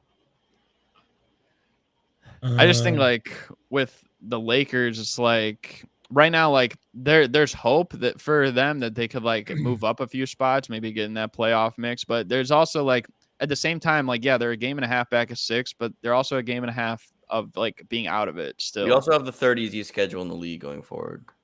So like I'm pretty confident Okay. that we'll make the playoffs. Well, even The then, NBA like, also wants us to make the playoffs. well, I know say that. we Trust should me, I know just that. But Most Lakers fans just won't even end say it that. right but, like, now it's- because what do you say? can we just end the season? and You give just who haven't seen MVP. them. I love seeing like the Tyrese Maxey profile picture, like when he speaks, like it like does the little GOAT, thing, Embiid. like that little thing, like that. It's Yeah. funny as hell. All right, y'all. Wrap it up. I think we're dying gonna. over it. Yeah. Hey, I had to go live with our Philly Take with RB with a whole bunch of internet connection issues earlier, so I'm We're not fried making as it well. 3 hours. No, we're gonna make the 3 hours. We're just gonna talk Oh, about good. whatever for the next 5 minutes. But anyways, any final thoughts, y'all? I mean, we're not gonna start a huge debate and go another 10 minutes, but just any final thoughts on anything tonight? I mean, the Suns Sixers game or the Yeah, play-in, that game- the play-in tournament, the playoffs. I couldn't even tell you one thing that happened in that game anymore. Me neither. My brain is completely fried. Obviously, the alcohol helped a lot. I'll tell you, Torrey Craig acting like Reggie Miller. What? I think he said Torrey Craig looked like Reggie Miller. Torrey or something. Craig was acting like Reggie Miller out there. I think Danny Ainge is a hypocrite. Why do you say that? Because just looking like before the game today, like and they blew that game to the Kings. You've got But like 2 Markkanen's out and like Clarkson's out and all these guys are sitting out and stuff for them now. But like, dude, this guy before the season, he's like, oh, I would never build a team to tank. Like, bro, you're tanking. You know what I mean? Like it's obvious at this point. Everyone's sitting out. No, Everybody. Sixers Like, are, Well, the Jazz were one of only the best team that teams can't earlier in the league. wanted to make Dude, sure they they're called in the Chris running. Dunn Sixers from are the only China team and they that'll said, we get need penalized. you. They Hey, tried Chris not to, Dunn's a but the former Jazz started Bull. the season so Dude, hot. I know. That's how I know he's bad. Oh, They got a guy named Simone Fettuccine Alfredo hey, playing. how dare you disrespect the Frenchman? I mean, it's true. That dude's nice. I want to see Suns Geek get in an actual argument. What? You've never like actually disagreed with anybody. Oh, I've sort of disagreed with some people, just not the way you and Super Mario go at it. You just got to say like something bad about Mikal Bridges. He's way too probably. nice. It's true. I am a very nice guy. But anyways, on that note, so we're gonna say our final goodbyes here. I Yeah. truly do appreciate that. each and every single one of you guys being on here today. Thank you guys for literally carrying the show. All 3 of you did an incredible job. So to the real ones who, even if they're watching later, watch the entire stream, including the 31 people who are still in here right now, let's tell the people where to find you. As you guys were ranting and going at each other, I thought I had the description box updated. I didn't, but I did. I just uploaded it while you guys were talking and everything. All your guys' information and channels are currently in the description. I thought I did that before, but I didn't do it. So let's start with Super Mario Hoops. Tell the people where to find you, man. At Super Mario Hoops 24 On Twitter and on YouTube. Reliable Rants, making the YouTube comeback. So Tell the let's people try where to to find put you. pieces together. Reliable Rants on YouTube. If you search that, you'll get my profile, and then But not on Twitter, because you're not. Yeah, on I Twitter. don't use Twitter. Reliable_Rants on Instagram. I'm not really. You know what? We're gonna go past 3 hours. Why aren't you on Twitter? No, I'm just kidding. I'm sorry. I looked that up and I saw a video of clowns pop up, Looked what up? like reliable rants on YouTube. Like, I don't oh, know. like it was a joke. Like, Romp, Yeah. Romp, where can the people find you? Because you have 2 YouTube channels. Where can they find you, man? I think if you search up Romp, something should come up. I kind of So want to see search up Romp's Romp. current like I'm position. on Like, Twitter. bro, seeing the audio thing move on I Max's may or head may not be laying down right now. yeah, I'm like, I want to see Romp what he's doing right now. Like, you gotta turn on your webcam. I'm laying down. I'm not turning on my web. Are you crazy? That's all the way over. Romp, how'd your over there. season go? But yeah, Romp. He's trying because Good Jorgis play. Yang exists. Romp, didn't you like play like college ball for a little bit, like recently?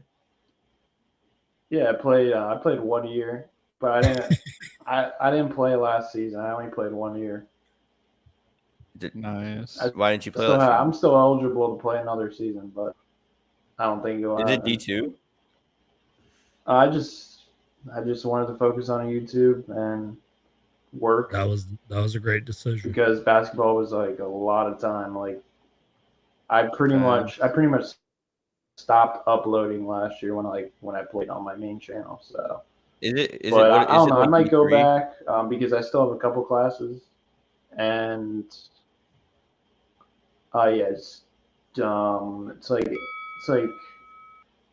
it's like a JUCO school division.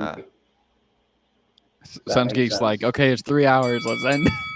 We've hit the My cousin plays 3 hour for Missouri, mark. so We've hit the 3-hour End the mark. stream, man. Yeah, it's been a great show, y'all.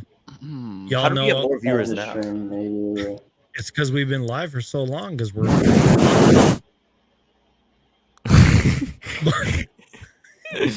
I don't know. But I didn't know anyways, this has been an incredible show. You guys are awesome. Much respect and love to all three of you guys. We got to do this again sometime. I'll see you guys later. As always, win or lose, Phoenix Suns for life. Peace out. God bless, and go Suns.